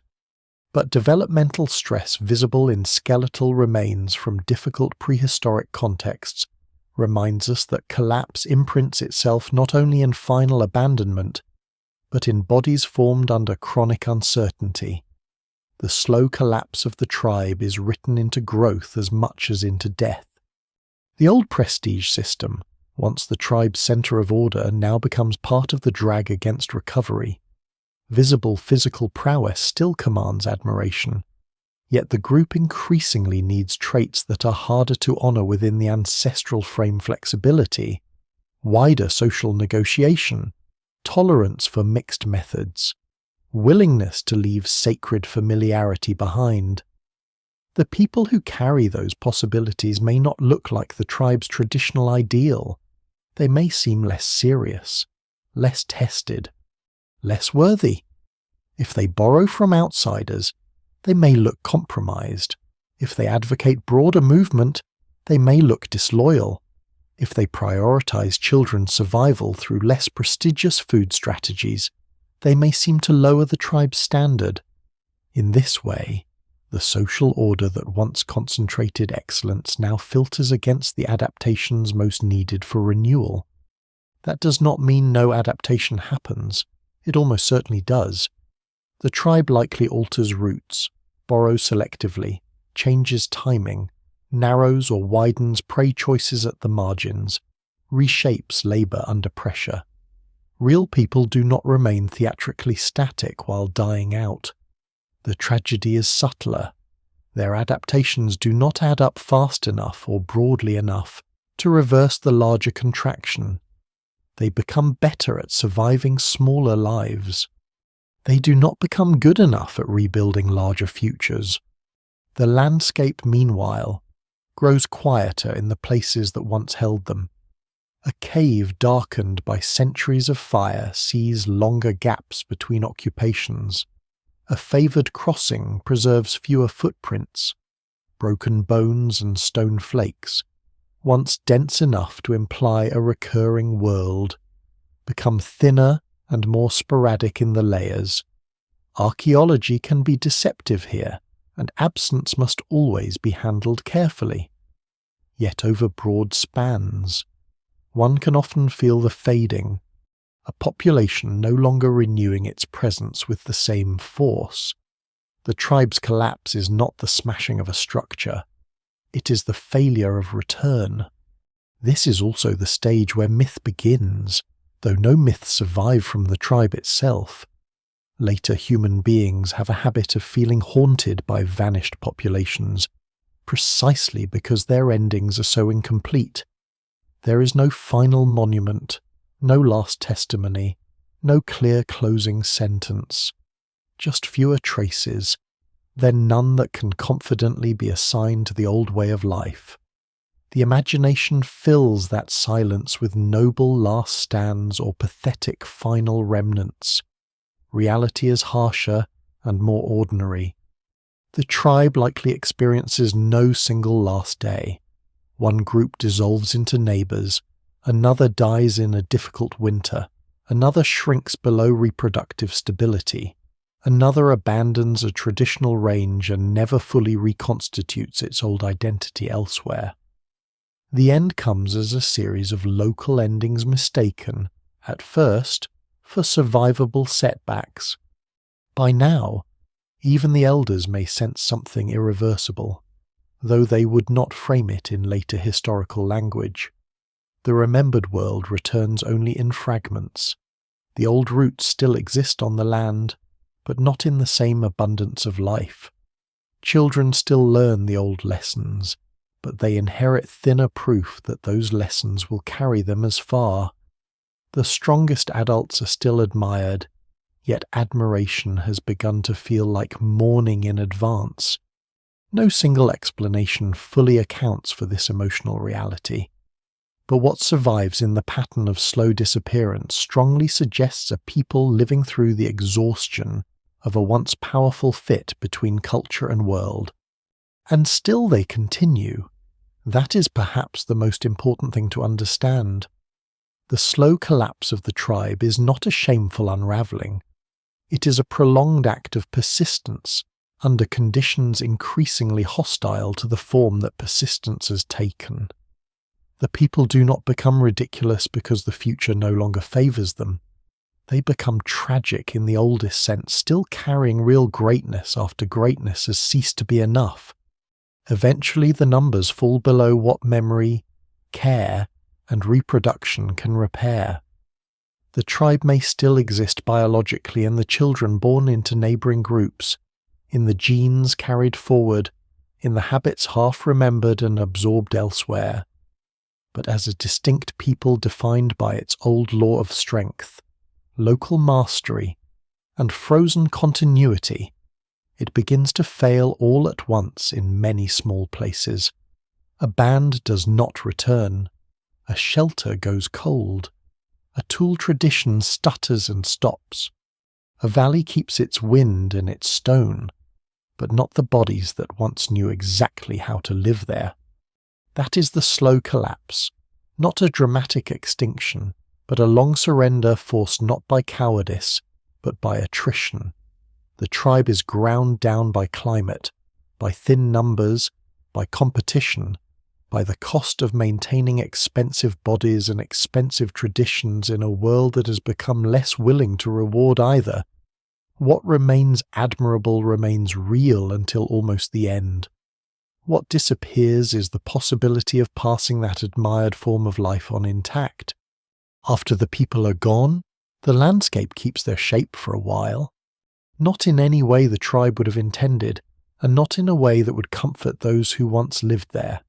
But the old world is reluctant to forget completely. A cave mouth still opens toward the same hard plain. A ledge still catches the late light. The narrow pass where animals once compressed their movement still channels wind and shadow, long after it stops feeding human bodies. Stone lies where it was struck. Bone lies where it was cracked. Ash settles into earth and is covered, then uncovered, then covered again. The tribe's world does not vanish all at once. It thins into clues, and those clues are what later humans find when they begin asking what kind of people could live so long in such severity and then fall silent. The echoes survive first in tool-making. A repeated way of breaking stone can outlast the hands that made it, because stone remembers sequence. It remembers where force was applied, how flakes were prepared, what kind of edge was preferred, whether the maker valued sturdiness over variety, familiarity over experimentation, direct function over broad refinement.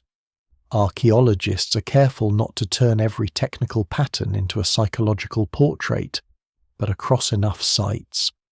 The old grammar becomes visible.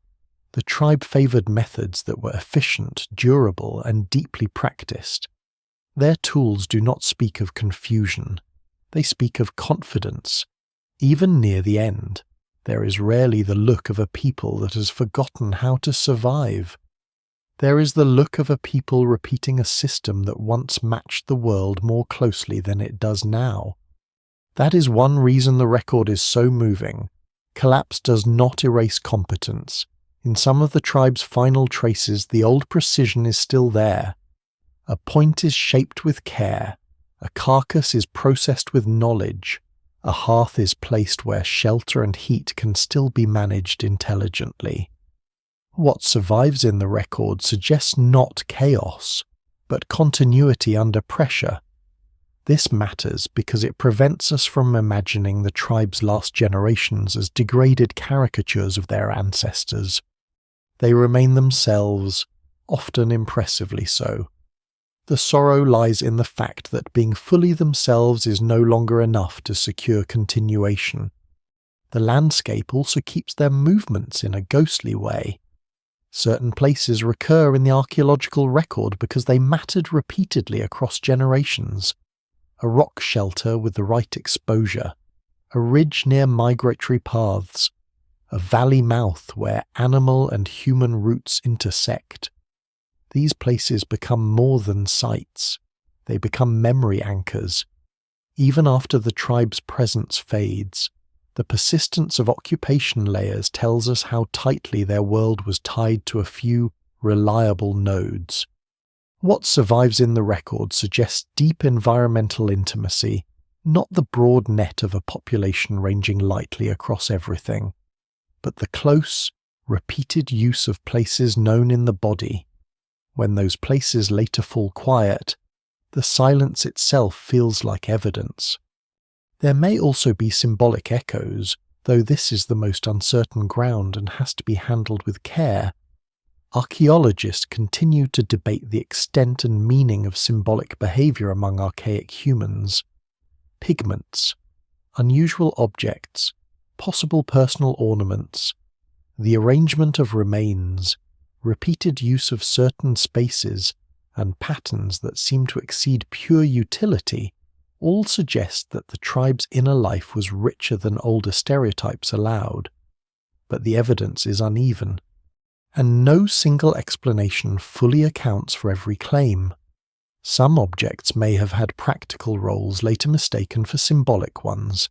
Some symbolic acts may leave no durable trace at all. What survives in the record suggests possibility rather than certainty. Still, even that possibility matters. It reminds us that the tribe's silence in history is not proof of emptiness. They may have marked significance in ways the ground only rarely preserves.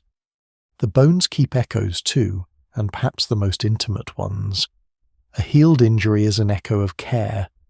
Worn teeth are echoes of labour repeated over years. The dense architecture of a limb bone is an echo of climate, effort, and hunted risk. A child's stressed development is an echo of lean seasons not otherwise recorded. Skeletons do not tell stories cleanly, but they preserve pressure in a form that almost feels personal. One of the strange powers of paleoanthropology is that it allows later people to see not just that a tribe existed, but how life pressed against individual bodies within it. The tribe's legacy is not only in the idea that such people once lived, it is in the physical record of what that life demanded. And yet the most haunting echoes may be the absences that come afterward. In layers where one kind of tool tradition once appeared regularly, it stops. In shelters where one anatomy once dominated, another becomes more common, or the evidence thins altogether. A stone source once used in a familiar pattern falls into another pattern, or none we can confidently trace to the old tribe. These transitions rarely form a neat narrative. They are patchy, regionally uneven, and often hard to date with the dramatic clarity popular history prefers. But across enough sites, the broad shape emerges. The tribe's world does not explode. It fails to renew itself. That failure of renewal is one of archaeology's most eloquent silences. Later human groups may carry fragments of them forward without knowing it. A genetic inheritance survives. A learned behaviour is borrowed and absorbed into a broader system. A route once discovered by the tribe continues to be used by others. A shelter they knew well becomes part of another people's seasonal logic. This is why legacy in prehistory is so difficult to describe. It is rarely the legacy of names, monuments, or texts. It is a legacy of absorption. The tribe disappears as a distinct form, but not every trace of its existence disappears with it. Some of its blood enters other lineages. Some of its knowledge may pass outward in altered forms. Some of its ecological reading lingers in the continued attractiveness of places first mastered under a harsher discipline. There is also the legacy of contrast. By vanishing, the tribe helps define the kind of humanity that remains. This does not mean later humans consciously measured themselves against the lost tribe. Most likely they did not. But from a long view, the tribe's disappearance marks the narrowing of human variation. Once, multiple kinds of human life overlapped in the same broad world, carrying different bodies, habits, and adaptive strengths.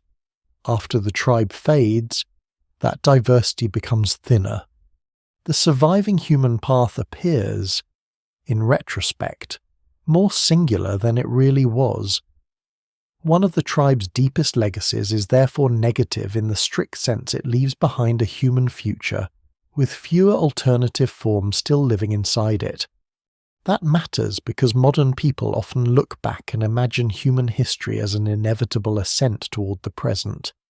The tribe's traces refuse that comforting illusion. They remind us that the human past was once crowded with possibilities, some of them physically tougher, more locally disciplined, and in certain environments perhaps more formidable than the lineage that later dominates. Their disappearance was not inevitable in any morally satisfying sense. It resulted from a convergence of pressures. Had climates shifted differently, had populations been denser, had contact taken other forms, had certain social and demographic thresholds held a little longer, the map of late human diversity might have looked different. Scholars still debate the details, but the evidence remains clear on one point: the tribe was not a primitive prelude waiting to be replaced. It was one real human answer among several. This is why their echoes continue to trouble the imagination. A vanished farming people leaves ruins. A vanished empire leaves inscriptions and roads. A vanished Ice Age tribe leaves something subtler and in some ways more painful evidence of lives fully lived in a world almost no one now understands from the inside. There are no speeches, no self-explanations, no surviving myths in their own voice. The tribe can only be approached through residue. Yet that residue is enough to show that their world had order, care, competence, and weight. The old idea of them as merely crude or unfinished cannot survive serious contact with the record. There are moments when the echoes become almost cinematic. A cave floor bearing charcoal from repeated fires, flint flakes scattered where a toolmaker sat in better light, animal bones split for marrow during a hard season, a child's tooth carrying the chemistry of stress, pigment lodged in sediment where hands may once have handled colour for reasons we can no longer recover. These are not grand remains, but their modesty is part of their force. They do not flatter the living with easy continuity. They force us to meet a lost people at the scale on which they actually endured the shelter, the hunt, the body, the repeated place. And perhaps that is why the tribe's legacy survives so strongly in modern thought, even when people know almost nothing precise about them. They represent a form of human being that was both near and irretrievable, close enough to us to interbreed, care for one another, bury or tend their dead in some manner, make tools with intelligence, survive extreme conditions, and raise children inside meaningful social worlds. Irretrievable enough that we can never fully enter the emotional texture of their days or hear their account of why the old ways remained worth defending so long. The evidence remains incomplete, but what survives in the record suggests not alienness, but tragic familiarity. In the end, the cave and the stone do not preserve an answer to the tribe's mystery. They preserve the mystery itself, why this people endured for so long, why its strengths were once so perfectly matched to the land, why those same strengths later narrowed into vulnerability, why some traces of symbolism seem to flicker and fade, why demographic thinness mattered so much, why certain places were loved or trusted across generations and then left behind. Archaeology does not close these questions. It keeps them open just enough that the tribe continues to live, not biologically, but interpretively. It survives as an unfinished conversation between evidence and longing. So the echoes in cave and stone are not merely remnants. They are the last form of presence available to a people whose own voice is gone. A shattered point, a healed rib, a darkened hearth, a shelter abandoned in silence, these are the tribe's final witnesses. They tell us that an older human world once stood firm in cold landscapes, held fast to its own law of strength, and remained coherent almost to the moment coherence could no longer reproduce itself.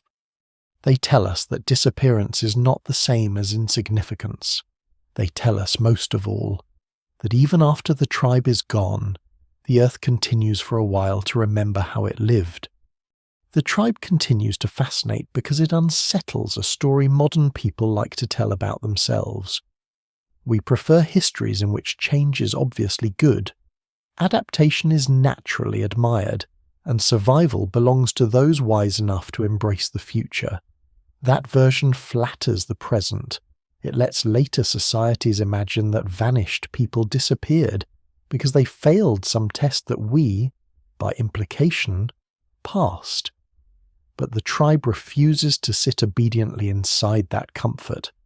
Its story suggests something far more disturbing, that a people can be admirable, disciplined, loving, and extraordinarily capable, and still be overtaken because the virtues that once made it formidable become too narrow for a changing world. That is not a lesson confined to deep prehistory. It is one of the oldest human patterns. Societies build themselves around successful answers.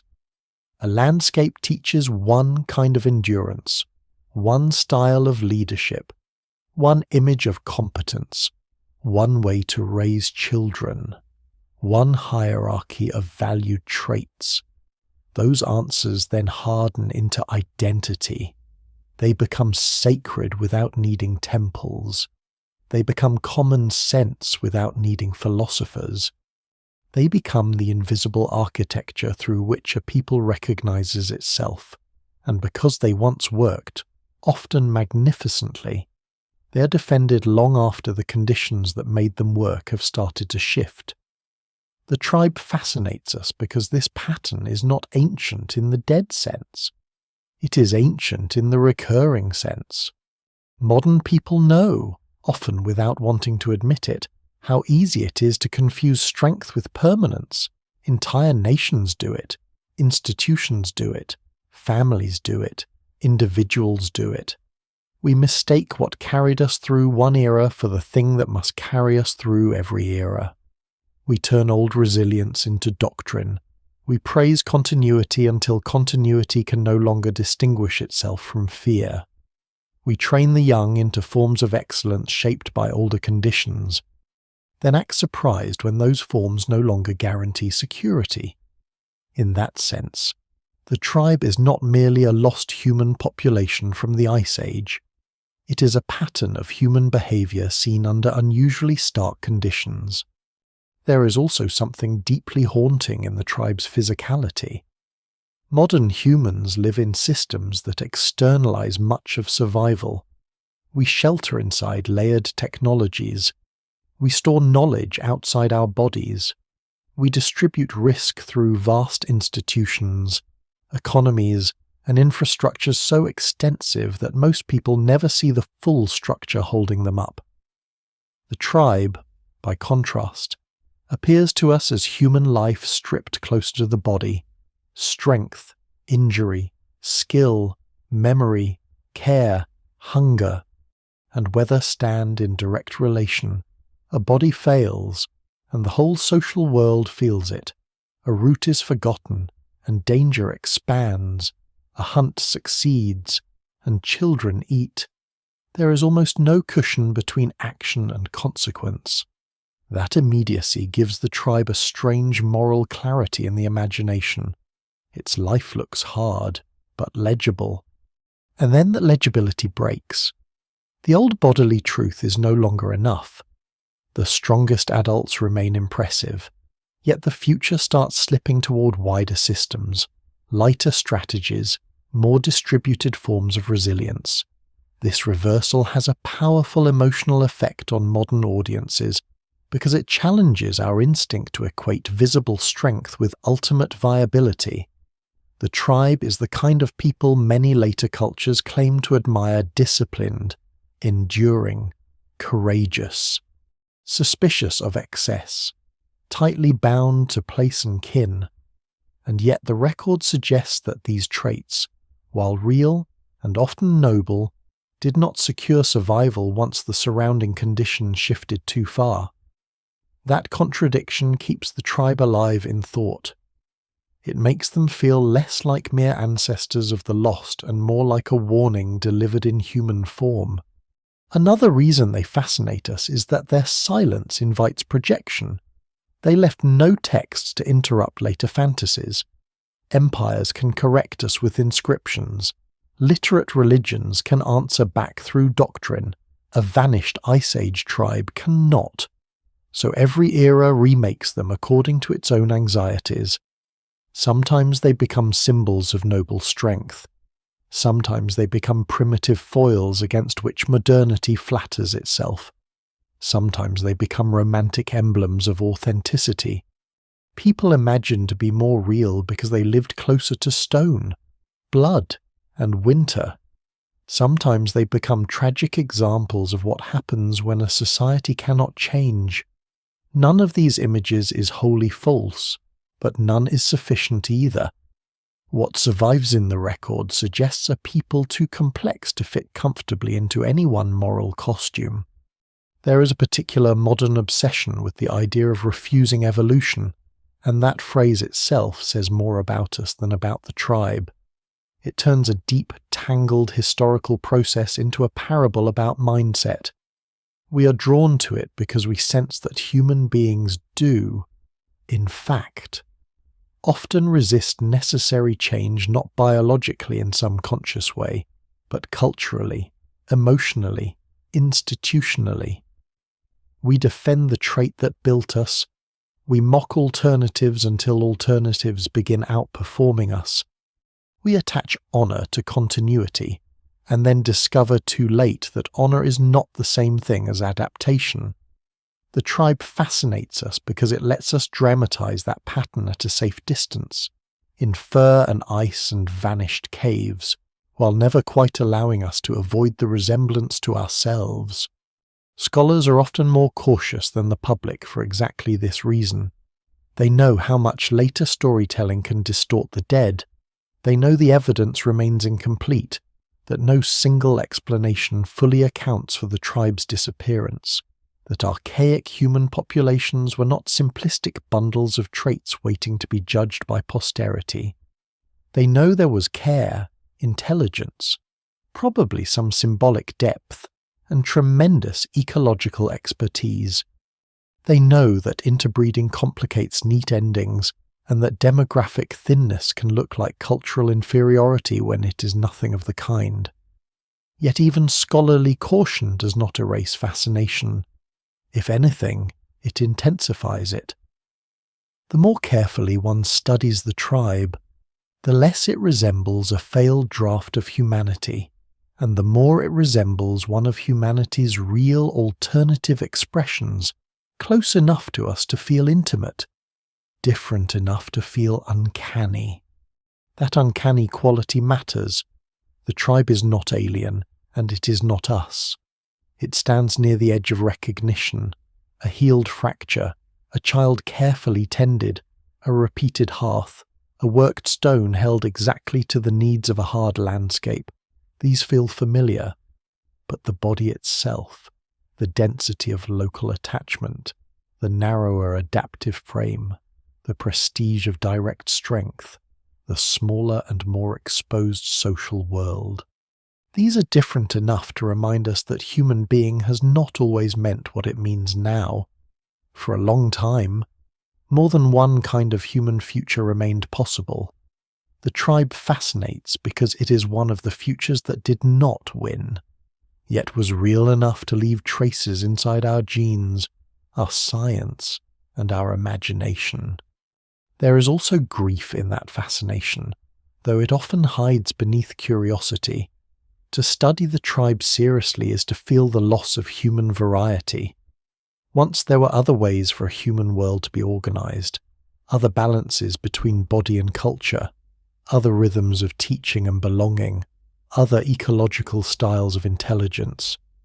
Some of those ways vanished not because they were meaningless, but because they became too vulnerable under converging pressures. That realization widens the emotional scope of the story. The tribe is not only interesting because it died, it is interesting because when it died, the human world became narrower. And still, we are drawn to the tribe not only out of mourning, but out of recognition. Our own age is saturated with shifts we did not choose: climate change, technological acceleration, institutional fragility, demographic strain, collapsing certainties about work, truth, identity, and belonging. Many people feel, in different ways, that they are living through the breakdown of a fit between inherited values and a transformed world. Under such conditions, the tribe story stops feeling distant. It begins to feel diagnostic. How do humans behave when the old strengths still command love, but the environment no longer rewards them in the same way? How long do communities cling to a moral world that is becoming strategically expensive? What happens when visible toughness loses ground to distributed resilience? Those are not Ice Age questions alone. The tribe's fascination, therefore, lies partly in its scale. It makes vast themes small enough to see. In one cave, one hunting system, one prestige order, one shrinking population, one can watch the enormous drama of historical mismatch unfold with unusual clarity. The same pattern that later appears in collapsing kingdoms, overextended empires, brittle economies, and aging institutions appears here in a more intimate register. A people too fully shaped by one chapter of survival to pivot cleanly into the next. That intimacy makes the story harder to dismiss and easier to feel. What survives in the record suggests that the tribe deserved better than the old clichés ever gave it. It was not a half-made human thing waiting for completion by somebody else. It was a complete human world with its own discipline, courage, care, and logic. Its disappearance fascinates us precisely because it was not inevitable in any shallow moral sense. A different climate sequence, a denser population network, more sustained exchange, less fragmentation, or slightly altered social values might have prolonged or transformed the story. There is contingency here, and contingency makes loss more haunting. What vanished did not have to vanish in exactly the way it did. So when modern people return again and again to the tribe, the ancient people who seemed to refuse change, who held to the old law of strength, who remained faithful to a way of life until that fidelity became perilous, they are not only looking backward, they are testing themselves against an older mirror. They are asking, often indirectly, which of their own admired strengths are becoming cages. They are asking whether endurance can turn into rigidity, whether realism can harden into denial, whether love of inheritance can make a future impossible to enter. The tribe still fascinates because it offers no easy contempt and no easy reassurance. It asks too much sympathy for contempt and too much caution for reassurance. In that way, the lost people in the cold become more than an episode in human prehistory. They become a persistent thought that survival is never just a matter of being strong, but of knowing when strength has changed its shape. The tribe could not fully make that turn. We study them because we want to believe we would. We study them because we are not sure. In the end, the tribe's last lesson is not really about failure. It is about the shape of survival and the cost of mistaking one shape for all others. From a distance, the story seems easy to summarize. An ancient people grows too attached to old strengths, resists wider adaptation, and is overtaken by a changing world. But that summary is thin, and thin summaries are often a way of protecting ourselves from the more difficult truth. The tribe did not disappear because it loved the past too much in some sentimental sense. It disappeared because the past had earned that love. Its methods had worked.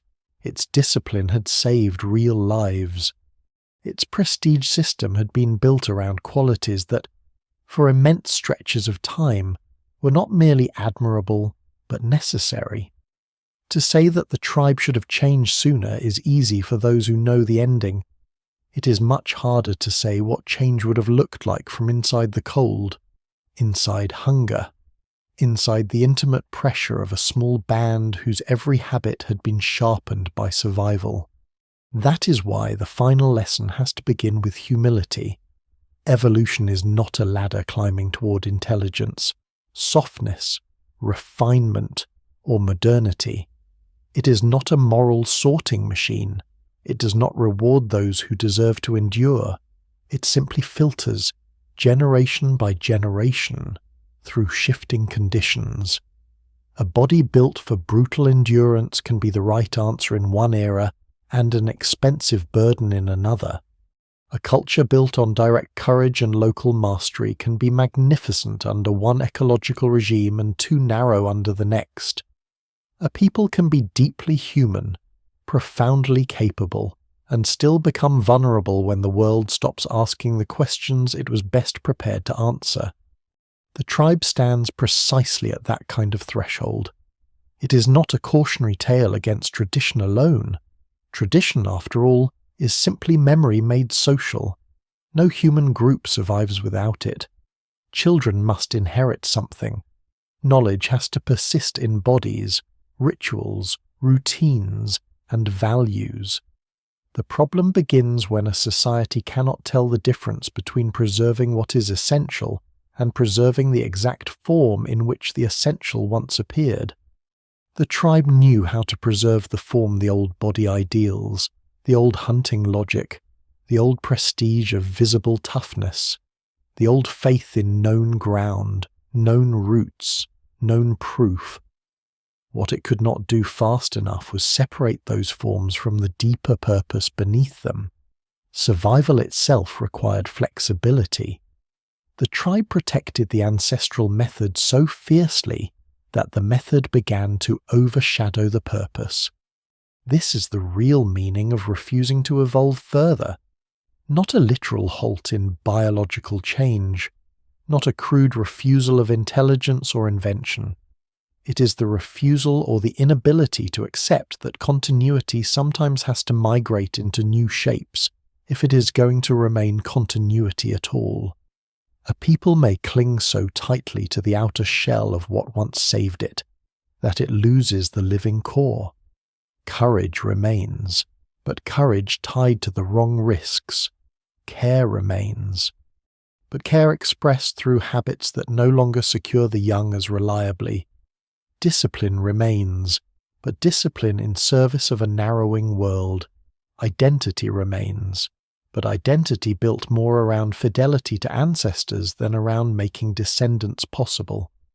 And yet even that must be said carefully, because there is danger in treating the tribe as nothing more than a moral lesson for later observers. It was not born to instruct us. It lived for itself. It loved, hunted, endured, and buried its losses under conditions most modern people cannot genuinely imagine. The old law of strength was not a philosophical error. It was a way of keeping children alive in a dangerous world. The tribe's tragedy lies not in having false values, but in having values that were once profoundly right and then became insufficient under a changing alignment of climate, demography, and human competition. That is a much sadder kind of story, because it leaves less room for superiority. There is also a lesson here about scale. Individuals can remain extraordinary while systems fail. The tribe may have produced hunters as brave as any in human history, caregivers as dedicated, elders as knowledgeable, children as hard-trained and watchful as any population that ever walked through cold country. None of that guaranteed cultural survival, human persistence, especially in unstable worlds, depends not only on admirable individuals but on the structure connecting them. Networks matter, redundancy matters, flexibility matters. The capacity to carry memory outside a single body, a single band, a single valley, a single tool tradition that matters. The tribe's deepest limit may not have been a lack of greatness in its members, but a lack of breadth in the system holding that greatness together. That insight reaches far beyond prehistory.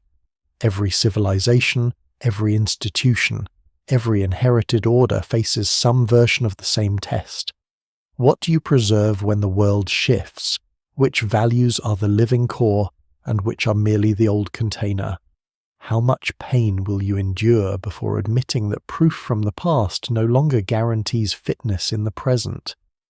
When does realism become nostalgia, wearing the mask of realism? When does honor become a beautiful drag on adaptation? These are the questions the tribe leaves behind, not because it solved them badly in some uniquely ancient way, but because it faced them in a form so stripped down that we can still recognize them. What survives in the record suggests that the tribe never became contemptible. It remained coherent almost to the end. That may be the final sharpness of the lesson. Humans do not need to become foolish in order to disappear. They only need to remain loyal to a narrow excellence a little longer than the world remains willing to reward it. The tribe's last gift, then, is not the easy reassurance that change always belongs to the brave or the smart. It is the harder recognition that survival depends on knowing when to let admired forms die so that deeper continuities can live. The tribe could not fully make that turn. Its old world had shaped it too completely. Its numbers were too thin, its competitors too broad in system, its climate too unstable, its law of strength too deeply tied to dignity itself. That does not reduce its grandeur. It clarifies it. The ancient people who seemed to refuse to evolve further were not standing outside the human story. They were standing at its center, carrying one of its oldest and most painful truths, that memory is necessary. But memory alone cannot survive the future. And so the tribe passes, not into oblivion exactly, but into the wider human inheritance as a vanished possibility. Its children do not remain to tell its story. Its shelters cool, its points dull in the earth. Its genes continue in part elsewhere, its habits perhaps in fragments, its image most of all in the question it leaves behind. Not whether change is good, and not whether tradition is bad, but whether a people can love its own hard-won form without becoming imprisoned inside it. The tribe could not answer yes. That is why it is gone. That is why it still matters. The plane remains after them, long after the last band has failed to return to its familiar shelter. Long after the final fire has burned down into ash, no one will stir again. The land keeps moving through its own enormous patience. Wind runs over the old hunting ground. Snow gathers and softens and leaves. Rivers change course. Grass pushes through soil above bone and charcoal. The caves do not mourn. They simply hold what was left inside them and wait for darkness, then light, then darkness again. There is something fitting in that. The tribe lived in a world that never promised permanence, only continuation from one difficult season to the next. It did not build for glory in the later human sense. It built for warmth, for return, for the next meal, the next child, the next passage through cold. And yet because it lived so intensely inside those immediate needs, its disappearance feels larger, not smaller. It reminds us that entire human worlds can be complete without ever becoming monumental. They can be full of memory, law, dignity, and love, and still leave behind little more than worked stone, fractured bone, and the dark stain of old fires. Perhaps that is why the tribe lingers in the imagination, not because it was primitive, and not because it was doomed, but because it came so close to lasting. For ages it did last. It endured ice, hunger, injury, loss, and the narrow arithmetic of a small population in a merciless world. Its way of life was not a mistake. It was a triumph with a limit. And like so many human triumphs, that limit only became visible once the conditions that had hidden it were gone. Now the shelters are empty. The children who learned the old motions are dust. The elders who carried the remembered paths are silent. The strongest hunters, once so certain in their bodies, have become measurements, fragments, signs in the ground. But the question they leave is still alive. How much of what we call identity is wisdom, and how much is fear of changing shape?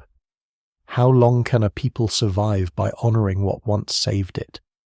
At what point does loyalty to the old world become a kind of farewell? The wind offers no answer.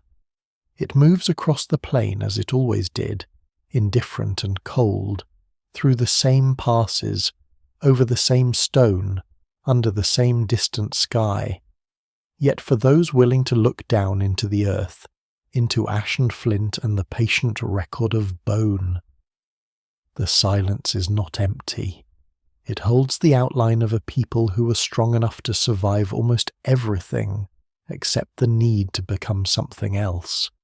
And that, in the end, is why they are unforgettable.